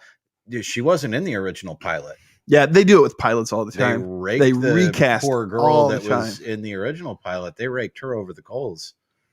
But that's acting. So it aired for the show was placed on hiatus after 6 episodes had aired. Months later, it was brought back to burn off the remaining episodes. It's always fun when you get a series when you're part of a series that burns off episodes. Yeah. It was to burn off the remaining episodes. The program was switched to Thursday for the second half of its run. It later rebroadcast on USA Network. The program was retitled The Good Witch of Laurel Canyon, the series' originally intended title. Okay. So God, they were both in Star Trek. I found it interesting. Dude, everybody's been in Star Trek. Who was both in at Star some Trek? point. Kim Cattrall and Catherine Hicks. Oh wow. Kim Cattrall was Lieutenant Valeri's in She was in Undiscovered Country, the 6th one. Was it the 6th one? Yeah, the one where it was after the God one. Which was the one? Was Christopher Lloyd in 3? Christopher Lloyd was in 3. He played Klingon, right? Klingon, yeah. Yeah, Christopher Plummer played the Klingon in 6. Okay. In Undiscovered Country because they were trying to get peace fucking, in our time. Jeffrey Combs, the guy from like Reanimator and stuff, has been, I believe, outside of the original series, has been a guest role on every iteration of Star Trek. Wow. As some different kind of alien. I saw a picture online of him as, in a bunch of different prosthetics. But no, dude, if you are anybody who had any kind of acting role in the 80s, from like the 80s when Next Gen started up until you were in a Star Trek episode somewhere. You were in Star Trek somewhere. Even if you were, maybe uncredited or didn't have a line or anything like that. I'm handing this article off to you. Moving on to the next topic. The Macaulay Culkin thing? Yes. Okay. And Brenda Song, the age, really? They've been together for a handful of years now. That in football parlance, that is what they call outkicking your coverage, man. Like, he did well for himself. Good for goofy crackhead looking Macaulay Culkin. She's one of many Disney people that. Who do you think would win in a fight, the Culkins or the Baldwins? The Baldwins, just for numbers, and coke and alcohol. You've got Macaulay, you've got Kieran, you've got their wiring, Rory, scrappy, but those are the only 3. I don't know Macaulay that Culkin, are active in the industry. There's a good chance I could take all of the Culkin children myself. So Macaulay Culkin, or as they jokingly and inadvertently referred to him as McCulkin. I don't know if you guys are familiar with Red Letter Media on YouTube at all, but they are. I'm aware of them. They're one of the few channels that I like. They have a new video out, so I'm going to stop what I'm doing and watch it. Like I follow them more loyally than I follow most like TV shows and stuff. And he has guested on several of their discussions about different movies and stuff like that. They do a roundtable bad movie discussion called Best of the Worst. And one of the Best of the Worst that they did, they skewered one of the Home Alone movies. I believe it was Home Alone 4. Not starring Macaulay Culkin. Because they couldn't even get the Culkin. Not starring Macaulay Culkin. But that was one of the 3 movies that they were discussing. You would have think they would have picked up one of the brothers to play him, because I mean they all look relatively similar. So I'm sorry to get on this tangent, but are you familiar with the story of the Home Alone sequels? Not that. Like post Donald Trump. So 4 is like a hard reboot that both acknowledges the previous movies, but then doesn't.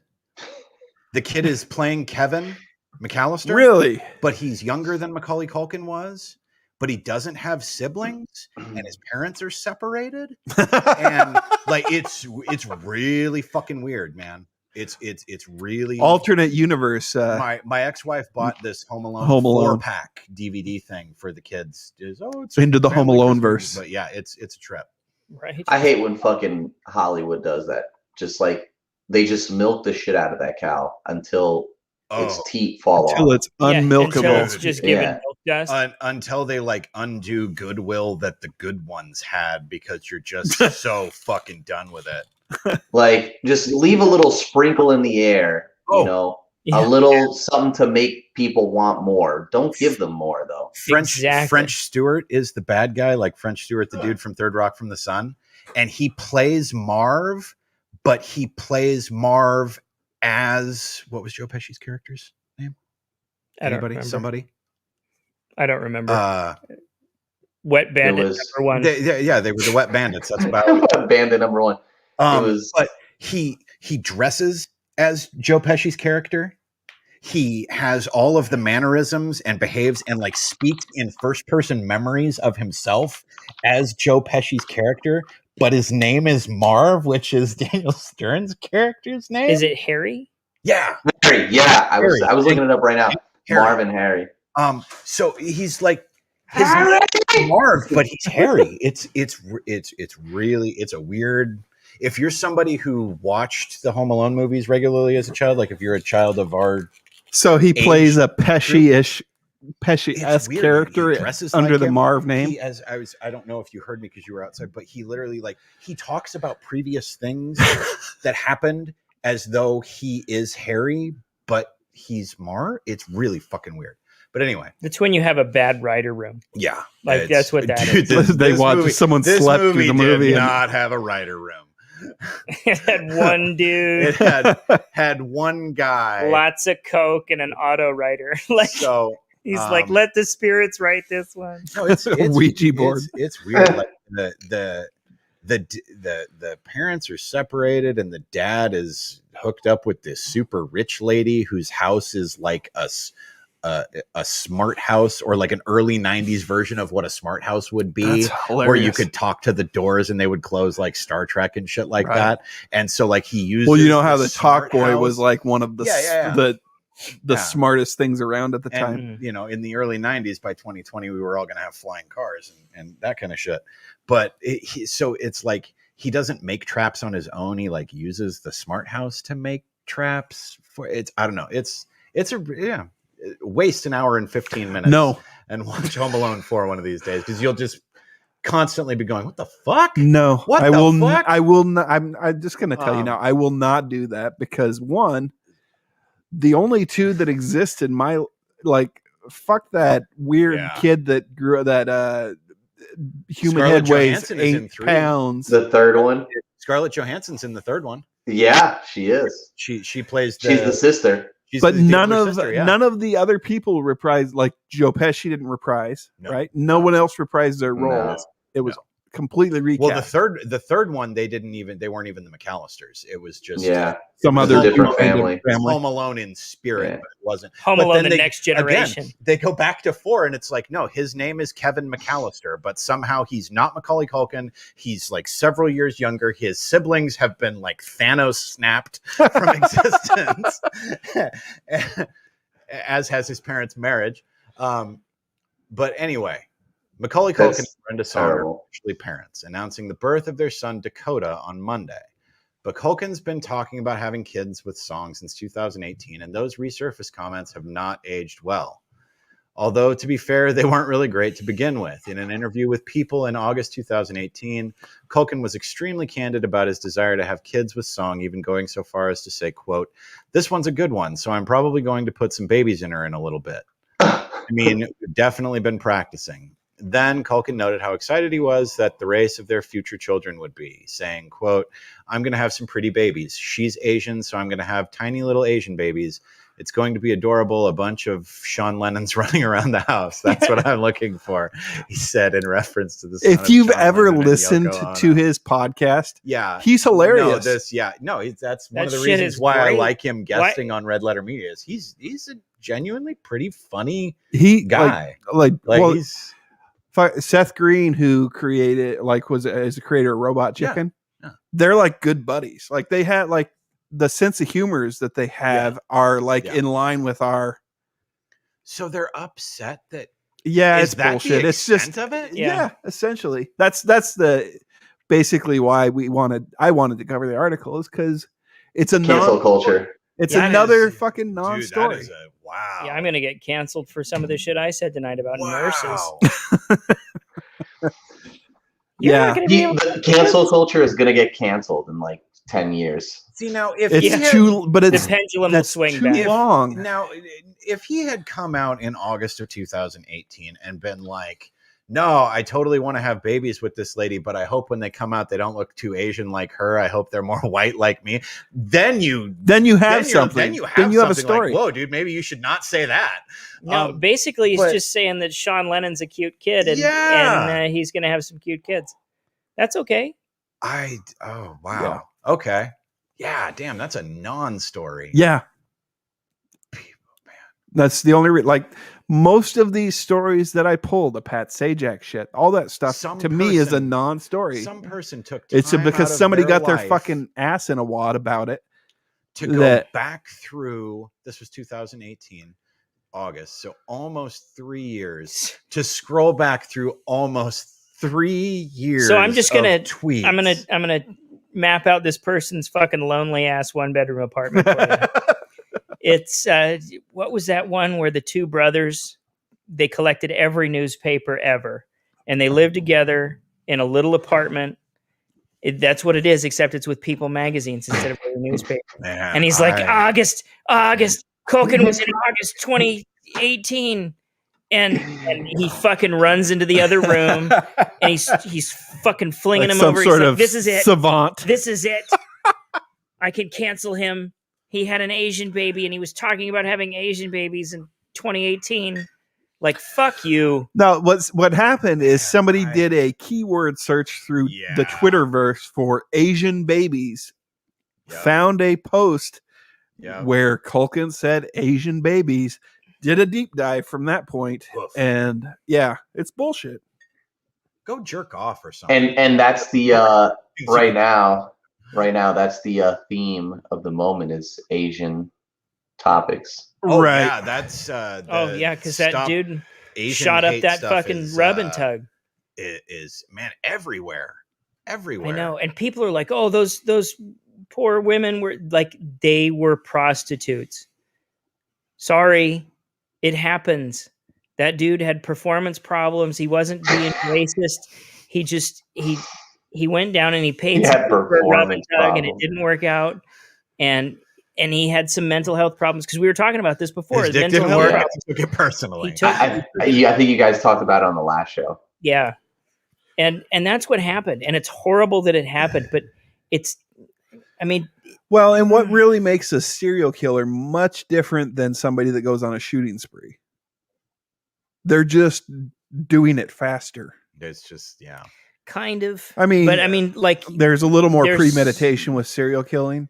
A little more. There's a lot more. Like a successful one's got an awful lot of planning trying to get his little fetish on. He's got to get the clown makeup just right, and the right grandma, and get the the right amount of chloroform not to kill her, so he can get her into the trunk without her dying or breaking it. Serial killing stuff is a lot like it shares a lot of similarities with rape, where it's like the act, that's not your end result. You're not raping somebody because you want to get your rocks off. You're raping somebody because there's a power dynamic in play, and you want. Well, that's what gets the rocks off is that power dynamic. Yeah, and the serial killer versus the like impulse, mass shooter. It's totally a guy who goes and fucking unloads into a crowd of people has had it, and he just wants to fucking kill some people. The serial killers, they're not out there killing people because they want to kill people. They're out there killing people because there are aspects of killing people that fulfill them. Well, we talked about this the last episode that Hudds and I did was like, because the big argument's always about gun control, but there's never like a gun control advocate that's out there advocating for gun control by having like executing some sort of like, they're not trying to teach everybody a lesson by pointing out the atrocities of gun control by doing a shooting. You know what I always thought would be really interesting to see, to kind of go along with that? If you had somebody whose manifesto, because all these mass shooter people always have manifestos, if that was their log line. Right.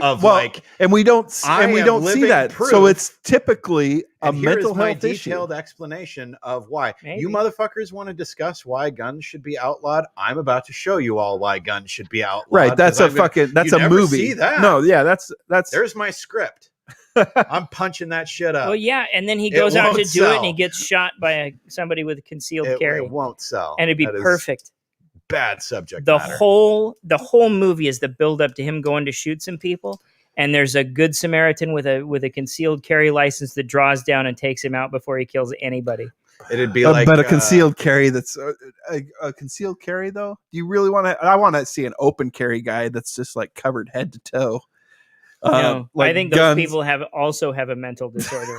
There's also a problem there. Like, I don't know. They're a and constant you know what? erection. You wanna I'm all about it. Like, if you want to carry a Right, gun no, around, we carry talked a about gun this, around. yeah. But that's not me. There's a difference between I'm not that guy. I'm carrying this gun in the event that I wind up in a real sideways situation versus I want every motherfucker in this room to know that somebody I makes am fun of my packing. cargo Yeah. short. I've got this fucking Yeah, heat strapped to my yeah. leg that I can. Yeah. What good are cargo shorts if you're not using them to hold your ammunition? That's why they've got Fuck. pockets on both sides. Yeah, I can't believe somebody took the time to get so bent out of shape. And they should have left him the fuck alone. Just let him be a He's dad. not doing any harm to whatsoever. anybody. The only thing that he's offending is a bunch of cameras. The dude has stepped out of the spotlight largely in the last for a long time. He's got a 20 odd, podcast 30 that odd probably years, yeah. generates some income from ad revenue. Yeah, it does. Outside of that, and like he's probably paying his friends and people that will guest on his show for coming out. He doesn't have to make money. He's living doing on that okay. sweet Home Alone residual. Yeah. Which I'm sure is still a thing. Oh, it's 100%. He got still money a for thing. the good son, even. Oh, I can. That movie was great. I loved that only- movie. I liked that. That movie was ahead of its time in a way. Oh, yeah. But it's also a movie that wouldn't probably get made today. Oh, Last no. Action Hero It's- is my go-to of movies that were ahead of their time. Way A ahead of its decade time. later, That shit was Last meta Action before Hero would have been a people even had a motherfucking word for meta. blockbuster. Right. Yeah. The font choices for the good son as you're running like the credit sequence were a weird choice. It was like this really rounded. I can't remember what Comic Sans. It was almost like a Comic Sans. Yeah, like a Comic Sans type font. Huh. That was really like soft and just kind of like happy. It was a happier font. But we're actually dealing with a mentally disturbed child that seeks to murder those around him. Wasn't Elijah Wood? Oh shit, he was Yes. he was in American Horror Story. I didn't know. Macaulay He's going to Culkin be in the was. new season. It's not out yet. Yeah, he's going to be in the new season. Yeah, he had a baby, so he needs. some Speaking more of residual Culkins, checks. his brothers are fucking phenomenal actors. Yeah? Rory and Kieran are great. Kieran's in Scott Succession. Pilgrim. And Scott, but the series that's on HBO right Yeah. now, Succession with I've Brian heard Cox. lots of really good things, but I haven't Oh watched it. man, Kieran is top notch. Rory's done some good shit. Some of the movies that they did throughout the 2000s, like those independent stuff that they did, Igby Goes Down, Scott Pilgrim. You said Yeah. there's a handful of movies that both those brothers That's another were in. movie that is Cider Star House Trek. Rules. Like, damn, everybody's in Scott Pilgrim. Everybody's Cider in House Scott Rules Pilgrim. wasn't really indie, but I think it was Rory that was in that one. Plays a pretty good role in that. with Tobey Maguire. Yeah. Yeah. Okay. It's and You Michael Caine. princes of New England, you kings of That's New a York. great Michael Caine impression. I love it. I do all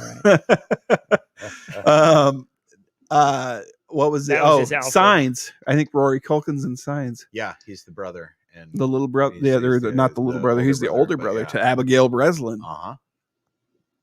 We he's watched great that in recently. that. No, yeah. I mean, Everybody's really great in that. the movie. Culkin kids are good. I mean, Kieran It's overcame hands down. being the bedwetter in Home Alone to do some really good fucking movies. It's hands down Shyamalan's best movie.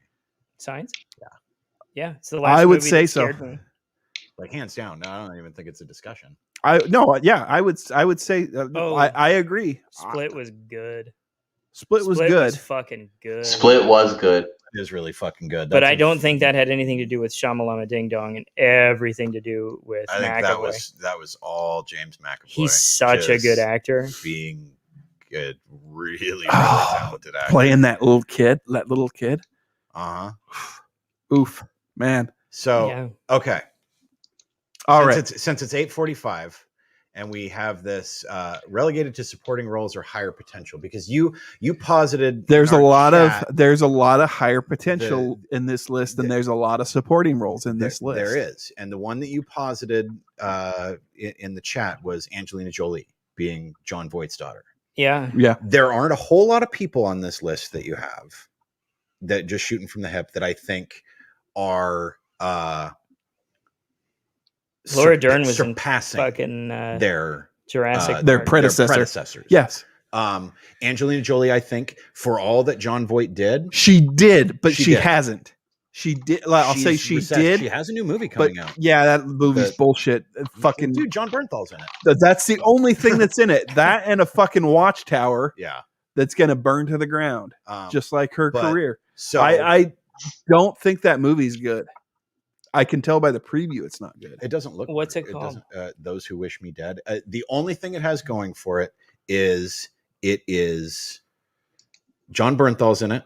And John Bernthal is, as far as I can remember, great in everything that I've seen him in.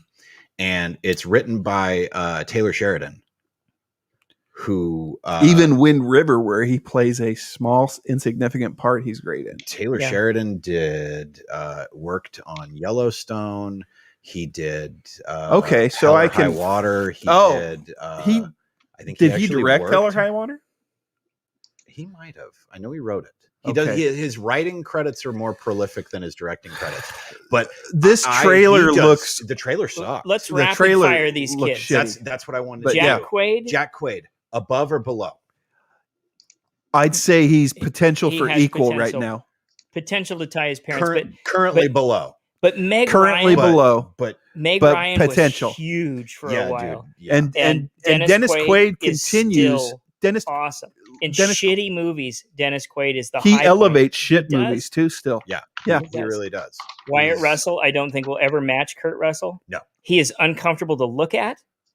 And he's really talented. He's he is Captain America, almost a mini Kurt Russell, but he's not quite there. He's almost like awesome in that one. He's that. He's almost like an uncanny valley of Kurt Russell. I don't think he looks much like him at all. Like I can tell that he's young.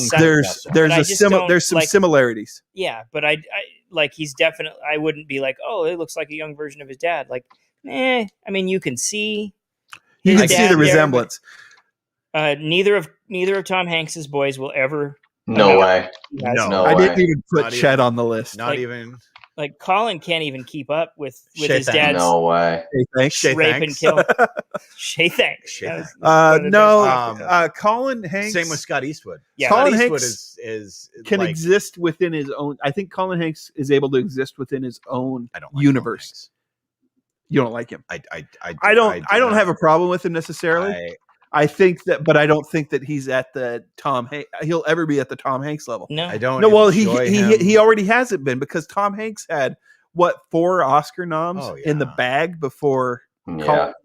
The best thing Colin came Hanks out of his nuts. And Colin Hanks has already passed the age deadline for Oscar noms. Scott Eastwood, who I couldn't tell you what he's in. He's been in I've watched him in a couple movies. There's no way he surpasses his dad. He's in the Academy Award-winning film, The Suicide Squad. Never, ever will Scott Eastwood surpass his dad. No way. Too many fucking irons in the fire. Nope. Not a chance in hell. But also, this last war movie that I saw him in, I can't remember what it's called, but it was almost like they were saying, "Hey, act like your dad acted." I bet the director was saying it. And so it's like, hey, be more like your dad. Could you imagine that? Now on the flip Scott side, Eastwood should not have gotten into acting. No, he should have done something else or stayed on the stage. Because you see him doing these little quirky. Because he looks like his dad. Because he does look like his dad, and he's got that thing. Like some angles, you're just like, God damn, he looks just like. Yeah. And then then the camera will move just a little bit, or the lighting will change. I think the same thing you could say for Wyatt Russell too. I think that's the same exact. Yeah, he's got. It's a facial expression. Now, on the flip side of the Scott Eastwood coin, you have the Skarsgård brothers. Oh, they've surpassed their dad. They've all already done. Yeah, Bill and Stellan. And and Alex. I'm not familiar with much of it. Bill Alexander. Alexander was most recently. Is he True Blood? He's True Blood, and but then he was Bill, most recently Randall Flagg. Yeah, in the Stand right. Okay, yeah, he was one of the highlights of. He's well beyond his dad. And Bill, and then I don't Stellan. know. Like Stellan is good. Isn't Stellan the dad? Yeah. Okay. And he's. But isn't there a third brother? He's one of the better things about the MCU. He's so consistently Dr. good. Selvig is great, and yeah, he was For a awesome small in character, Ronin. Yeah, A lot of people don't like Ronin because it's a weird movie.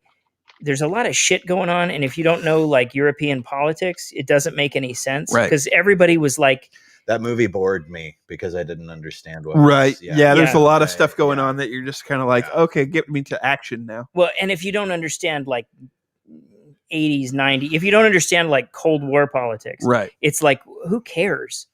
No, Stellan's got his own, like, he's almost like the Colin Hanks of The family, like the he's flip, because he can hold his own in a supporting type role or in a, I don't like, he's played a couple lead roles because after like Good Will Hunting, Mhm. he got a couple like bigger roles. Like, what's that one he played like the weird bad guy in that movie with Julia Stiles? House on the Lake or something like that. It was, Didn't I don't see know. There was some early 2000 movies that he would have been in. All right, we hit Angelina already. We hit Angelina. Kate Hudson, I think she had her period. I don't know She that was on her way. She was on She her way. She was to on her way. equaling or surpassing. Didn't Goldie. she marry a rock star or something and fuck that up? She married the dude from the Black Crows. That's right. Yeah. And that's probably what did her in. She's pretty fizzled at this point. I haven't seen her in much anything else. I don't know But who Dakota maybe Johnson is. But maybe that's by choice. Who's Dakota Johnson? Dakota Johnson. We talked Dakota about that. That's Johnson. Don She's Johnson's the chick from 50 Shades of Oh Grey. no, we talked about Emma Roberts. Dakota Johnson is Don Johnson and Melanie Griffith's kid. Huh. 50 Shades of Grey. 50 Shades of Grey. Didn't see it. That's she's her the lead in the Suspiria remake. Really, and I her will claim to fame is that. happily use this moment to hardcore fucking stump for that movie. If you have not seen it, it's the first physical copy of a movie that I bought since Annabelle was born. Suspiria and still is the only physical copy of a movie that I have bought in the 5 years that Annabelle has been alive. I Wow. feel It like is I saw that movie. fucking great. Don Johnson was in Knives Out. That was a fucking great movie. Yeah. See, Netflix is making sequels for that.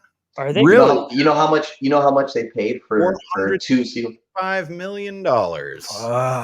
Just for the rights. You know how They're much still it's gonna worth? have to spend another, I don't know how many millions to make the films. They probably made Are they gonna? the Who are first they one gonna cast for that though? for Daniel under Craig 15. is back. Is he back? Yes. Well, I Yeah, would he's hope so back. for that budget. So my theory for that my theory rights. is no one else will be back. It will be Right, it's a Daniel doing Craig a vehicle different- with a yeah, different exactly. supporting With a different high level cast. crazy Yeah. cast of eccentric characters, and I High think paid it's a- I actors, think yeah. it's a great move for Netflix.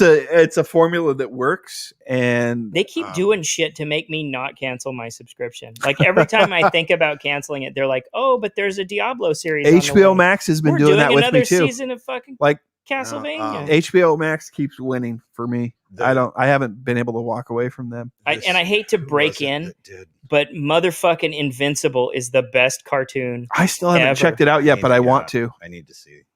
what I don't that's know all if you've about. read the comics, but I mean they're following pretty close, but there's some significant changes. So if you did read the comics, it's not like it's totally spoiled for you. Right. Like there's some shit that's spoiled that I knew before going in. But wow. I mean, J.K. Simmons is Omni-Man, and he looked like J.K. Simmons in the fucking comics. Wow. And so it's like, oh yeah. I mean, he looks like You recognize he looks like J. Jonah That's who it is. Jameson. it's like when they The- draw characters, like if Andy Serkis is playing an ape or Gollum, you can see like You can Andy see some Andy Serkis in Serkis. It's that gay drama movie that had all the Oscar buzz here. Call Me by Your Name here like 2 years ago, 3 years ago. Whatever. it was. with Timothy Chalamet. Chalamet. It's going to be in Dune. Luca Guadagnino, something like the guy who directed that, who was Suspiria was the movie that he did prior to that Oh, movie. okay. And it's a remake of an old late 70s Italian horror movie that Dario Argento did. And it is really, really, really wildly different from the original movie. But Tilda Swinton's in it. Dakota Johnson's in it, and she doesn't do it for me. I don't like she- Tilda Swinton really. at all. I love Tilda This Swinton. looks like a boy. I don't like that. I don't like anybody who looks Dude, androgynous. she's so great. And I watched Constantine again here a couple I days love ago. that She's movie. so fucking great in that, and so is Peter Stormare. I will respect the hell out of her ability to act, but I just find her uncomfortable to look at. Dakota Johnson plays this girl who it's like right around the end of World War II occupation. And she's an American who moves to Germany to join this like the most prestigious dance academy in the world. And it turns out that the dance academy is run by a coven of witches who are led by Tilda Swinton. And it's a really slow, like artsy type horror movie. I assume that Tilda Swinton runs every coven of witches. Dude, there's like they use their dancing to cast spells. Is like how their spellcraft works. And Dakota Johnson is this like, she's like essentially, not to be too spoilery, but you don't realize it until the movie starts to progress. But she's like a borderline like prophesized emissary. She's the fucking chosen one. But yeah, almost. Okay. Of for already not sold. To be the physical embodiment of the like most powerful witch spirit of the three witch spirits that this coven worships. And it is the most like gross, really body horror. There's a girl who's been cast out from the coven that they have just in this room in like a completely surrounded by mirrors. It's so pretty. You ever look at dancers' feet? That's real life body horror. Yeah. It's awful. The cinematography is gorgeous. It's a really pretty movie, but she's in this room that's like a dance room that's completely surrounded by mirrors, and Dakota Johnson is doing this dance that has no music to it. It's just her movement of like interpretive dance. Well, it turns out that the spell that she's casting, as she's contorting herself, the spell is being cast on this girl who's downstairs, and it's literally like physically contorting her body and like slowly just crushing her in on herself, killing her. And she like pisses herself in the process. And like, it's really graphic, and it fucking, again.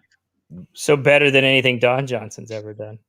Yeah, dude, I don't know, man. Don Johnson's does some pretty good work, but I think Dakota has the potential.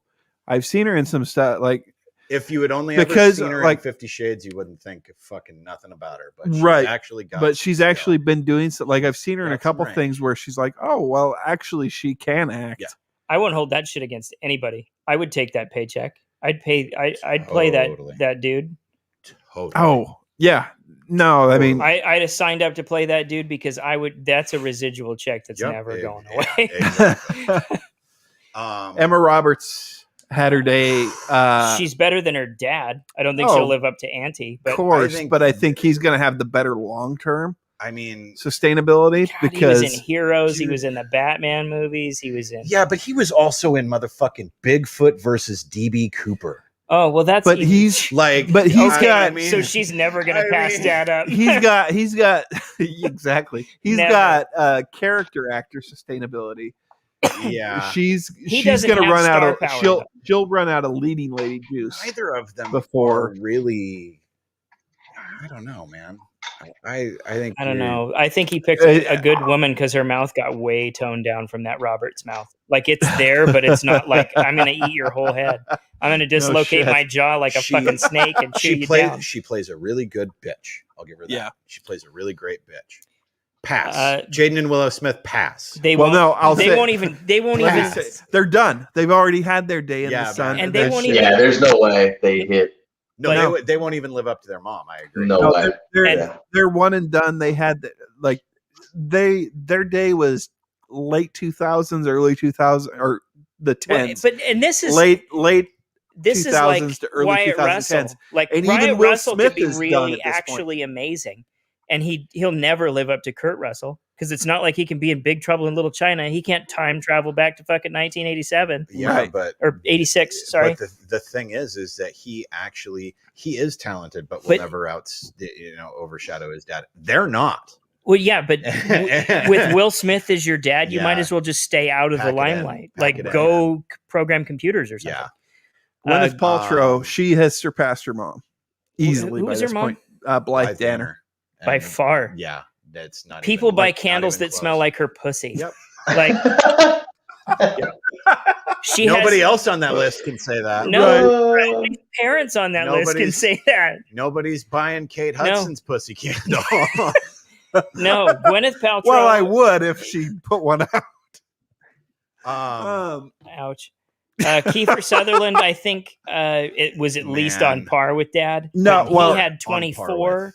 Kiefer Sutherland has surpassed his dad. However, his dad has had a long-standing, sustainable career that continues. I would consider them on par. I wouldn't say that I would say they're on par because Kiefer had his day like MASH shit that like happened way before Kiefer even existed.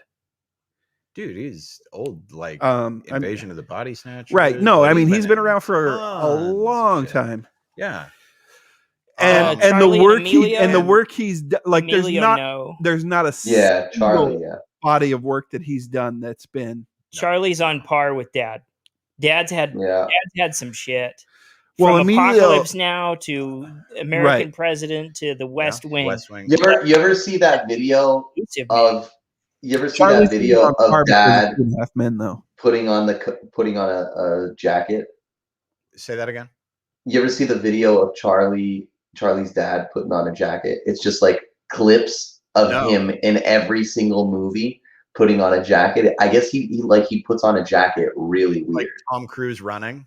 It's just something. Yeah, he like throws it. He like throws it sitting down. Have you seen that one? I haven't. Oh yeah, look that up. You watch, or even just Riker sitting down. Is he just kind of like really cautiously sitting? No, he steps over the chair. Oh, really? Weird. That's some big dick energy right there. he had a back injury when he was young. Oh, okay. And so sitting down is weird for him because it's painful. So he has this weird way that he like mounts a chair. It's fucking strange. Oh, weird. Laura Dern, I don't know. Bruce Dern. He played a secondary character in a lot, but she's played leading roles in a lot. Jurassic Park, and that alone tops anything Bruce Dern ever did. Well, Bruce Dern shot John Wayne though. That's fine. He was in Last Man Standing. I'm in the Bruce Dern. One of my favorite Bruce Willis movies. I'm gonna go with the. You're gonna level set him. Yeah, I'm gonna give it to Bruce because I think he's. She had Jurassic Park. That's all. His body of work, and she was a lead in Jurassic Park. Surpassed what she's done. She was also a cameo in Jurassic Park 3. That's true. Bryce Dallas Howard.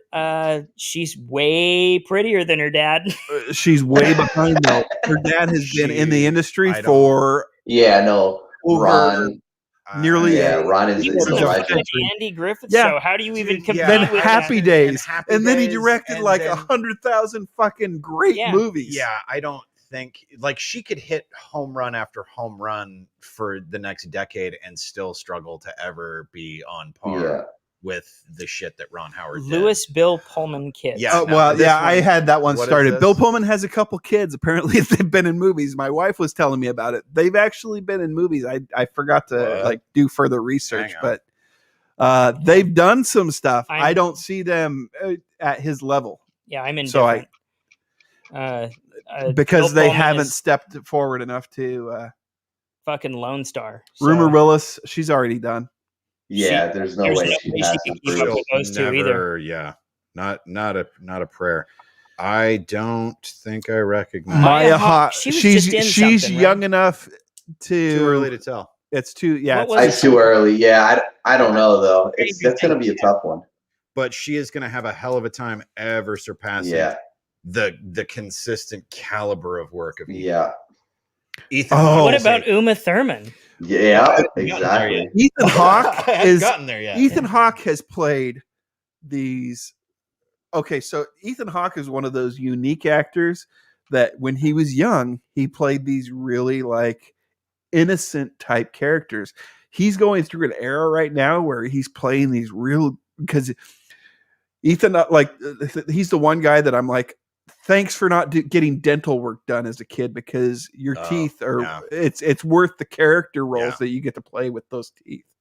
Because I mean his teeth are just jagged as shit. But the Good Lord Bird on Showtime, I haven't watched it all yet, but he is great in that really fucking show. He took what was that? Training Day was amazing. Yeah. What was the was it the first Purge movie, the one with him and Yeah. Cersei Lannister? He took a really fucking average, bare bones home invasion type of script and turned it into a great movie. The first Purge movie is fucking tight. What's that one? Daywalkers or Yeah. Daybreakers. Daybreakers. That was a good movie. No, and to your point, no, I hadn't even gotten to Uma Thurman yet Yeah. because I think it's too early to tell. She was great in Stranger Things. Yeah. Right. Like she was great. And I'm Well, excited to see more. And Uma of her. Thurman undid a lot of But- her goodwill from Pulp Fiction and Kill Bill with shit like Cats and Yeah. Cats. Yeah. no, No, not no, Cats. The Truth About Cats. The and Truth Dogs. About Cats. She Dogs. did some Oh. really, She did some real. She's done some bottom-of-the-barrel really rom-com fucking movies. rom Fuck no, com. those were paychecks, and I bet you Yeah. those are easy Oh, yeah. to do. Right. Well, I mean, fucking Nick Cage is He's in a Pretty- bunch of paycheck pretty movies. paychecky anymore these days. But And- Yeah. And that's I won't I can't won't- fault him. I won't discount somebody's Money's money, career man. for doing paycheck movies. Nope. Especially not somebody like Uma Thurman who's Well, you're who's got Because you at Everybody at the end has of a the day, job to Wallace do. and- If you want to grossly oversimplify it, at the end of the day, you're making a really decent, handsome salary to satisfy your crippling need for attention while playing pretend. right. Yeah. You're gonna hate on somebody for doing that? Fuck you! That just sounds bitter and No, jealous, I'm just man. jelly. Anytime I'm mad at an actor, I'm just jelly. Oh, That's yeah. all it is. I'm I'm like, and but like then there's you, some shit that they do that I'm like, boy, oof, Well, like, that's do you- commitment to your craft. I do don't you like, listen to that Zach to the Future podcast still? I catch an episode here and there. Yeah. Listening to him talk, sometimes it really does just sound like a fucking job. You know, like people will be Dude. like, "Oh, Oh, you're just playing Mark pretend." Paul? Yeah, I- but Oh, there are times where it's like it he sounds put like a fucking fucking shit job. into perspective Yeah, a lot because like he's been working ever since fucking like he would show up in shows tons of TV and he'd shows. do like he'd do Tons of pilot TV season shows. on like Yeah. and then every once in a Every while year a show he's- would get picked yeah. up for a few like because he did NYPD Blue for a handful of years. hmm He had a Not show as a on main cast USA. member, and then Franklin and Bash. Yeah, that's what it was called. But then he'd do like these shows that would run these one season little jaunts for like 10 episodes at a time. So he's been a working actor yeah. essentially that one has of- had some success along the way since Saved by the Bell. one of the And so he ones- I think he understands like the importance of like work because he has to pay the fucking bills. Yeah, and he's got like 4 kids. Yeah. is David Fincher. That's who I was thinking of. There are some directors that you hear of being notoriously difficult to work with, and notoriously, like David Fincher is one of them. It was something that Hitchcock and Kubrick were both really Doing like crucified 1,000 with. takes. Yeah, like okay, I want you to say this line, but I'm going to film you saying this line from like 25 different angles, and I want you to say it 25 different times. So there's going to be a total of 225 different takes of this one line, yeah. and we're going to settle on one like that. That kind of shit. I wouldn't even like I to don't edit even- something like that. I don't know how. I mean, I'd I don't feel enjoy about editing that. as it is, but that sounds Fucking, that would be terrible. that sounds terrible. But then when you look at some other things that are, like one thing that has always interested me and attracted me to the idea of acting is all of the little things that they get paid to learn how to do. Like, Yeah. Like Tom Cruise. I was in this movie about a stunt driver, so I spent 6 months at a professional stunt driving course. Yep. Paid to do it. Like, fuck yeah, sign me the fuck up. That sounds That shit is awesome. yeah. Yeah. Shit. Yeah. I need to do this I'm stuff. with you on that. The side of a plane taking off. I had to play look at the fucking the like sword fighting training that Ewan McGregor went through for the lightsaber fights for Star Wars and stuff. Like, yeah, no, I'm a fully trained fucking fencer now because I played a fencer in a movie that I Oh, played yeah. a 3 Jedi. months. Like, yeah, like that's learned skills that never go away that you get paid to learn. Yeah. It's like there was a picture of Chris Hemsworth working out, getting ready for Thor the new Thor movie, and he was like pushing this tire. Free trainer. Yeah, it's like pushing this tire that's like the size of your fucking house. Free trainer in all time. Like there's no time that he doesn't have time to do it. Yeah, you know how you get in that kind of shape, because you get paid to get in that kind of shape. Yeah, that's your job. That's part of your job. You're not some guy who spends 40 hours a week schlubbing cell phones and gets up an hour and a half early every day. So that your downtime between workouts is maybe a little bit of this. Yeah, man. And then you're back to fucking drinking kale shakes and other fucking bullshit. I loved the guy Rob, I can't remember his last name. The guy that plays Mac on Always Sunny, McElhaney or whatever. He got in the most recent season after they did the season where he got really fat for Mac, no reason and whatnot. Right. Well, in the most recent season, part of it was that he was like Chris Hemsworth, like super cut. And he posted some picture of himself on there and was like, yeah, I don't understand why more people don't do this. I mean, all you have to do is basically stop drinking, eat only what you're told to eat for 6 months, sleep 8 hours a night, do this workout every day. I don't see why more people don't do it. And like, yeah, that's speaking of that guy, job. Mythic Quest. If you haven't checked that show out, really check that show out. I've heard really good things. That's one of Apple TV's best products right now. Apple TV has a couple good shows. That one and what's the one with Jason Sudeikis in it? Ted Lasso. Yeah, Ted Lasso. That was based on skits they did like 7-8 years ago. No shit. Yeah, I just discovered that there's like 7 or 8 year old clips. Interesting. That it started out as a skit. The show is way more heartfelt, and I've heard it's really good. It's so good. I've heard it's justifiably praised. Before we get out of here, Bruno, I talked to Bruno about this. Our last episode, one of my main plugs was listening to our shows at 1.5 speed. Bruno does this anyway. Like he got the instruction before I gave it. I've been listening at 1.5 speed for a long time, and that's how I listen to all my podcasts. Yeah, because I listen to a good amount of podcasts, so I need to get through them.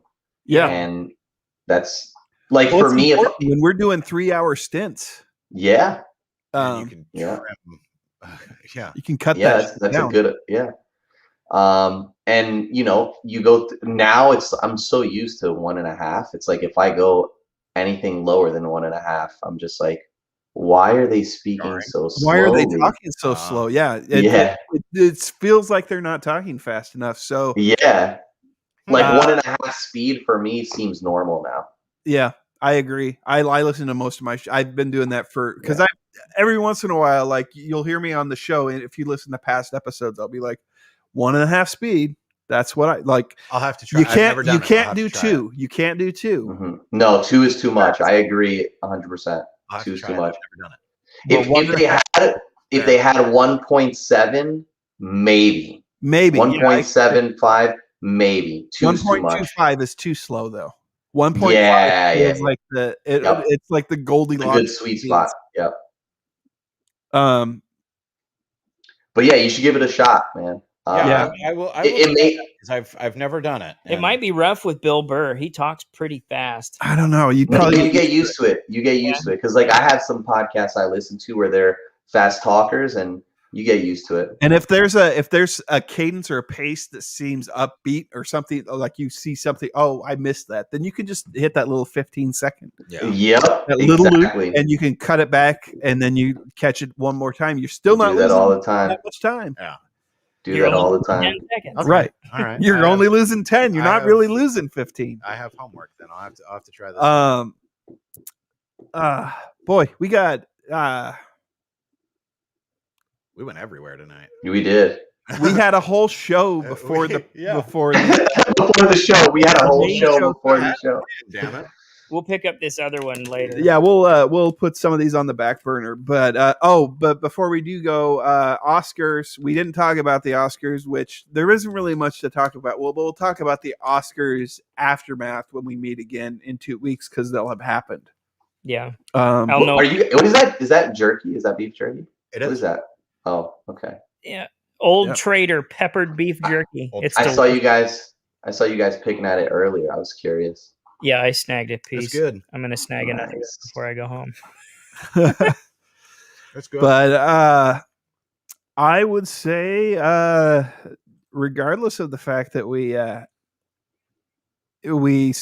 did essentially an entire show before we actually got into any of our notes. Yeah, we really did. We had a pretty solid outing tonight. So, But come back next time when we talk about review pages on Facebook yes, and what the fuck is going on there. I like your idea. We can and I build think on that it's between now good- and then, it's too. a good tease. Is it the new generation's version of the phone book?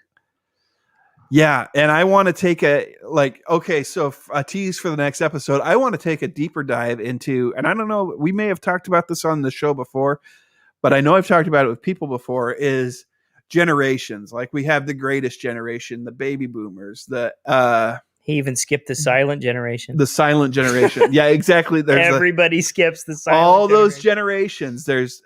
And I think it'd be fun to have like a discussion on those. All the way up until the generation that is our kids, which is Generation Z, which also happens to be the last letter of the alphabet. So, yeah, and do what you will with that. The real idea in your 2012 is head. only about 200 years away. Right. After that. All right. So Gen Z is going to save us all. yeah, I hope so. Marzipan is the shit.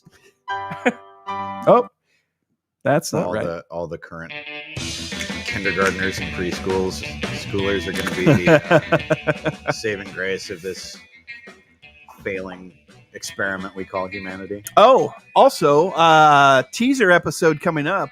If you like the song that you're listening to right now, I'm putting together an episode back in in the episode like the 40s through the like mid to late 50s of the original or the Basement Boys 2 run, where Derek and I started the show. Like we went like 65 episodes of Basement Boys 2 when we restarted back in 2017. There was a series of episodes where I either wrote intros that one or the other of us read, or Siri read on the show. Oh, I remember that.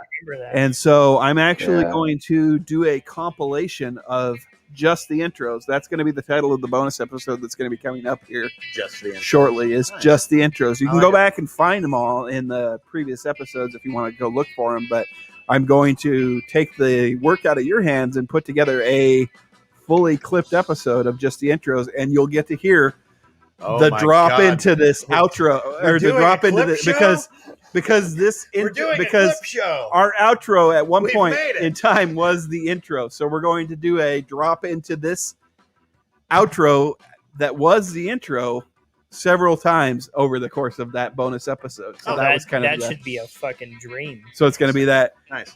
that the intro followed by the and then there'll be another intro followed by the So anyway, that's that. I'll hand it to Rick to finish out our episode here. Thanks again for listening, and we'll see you next time. Good night, folks. Adios.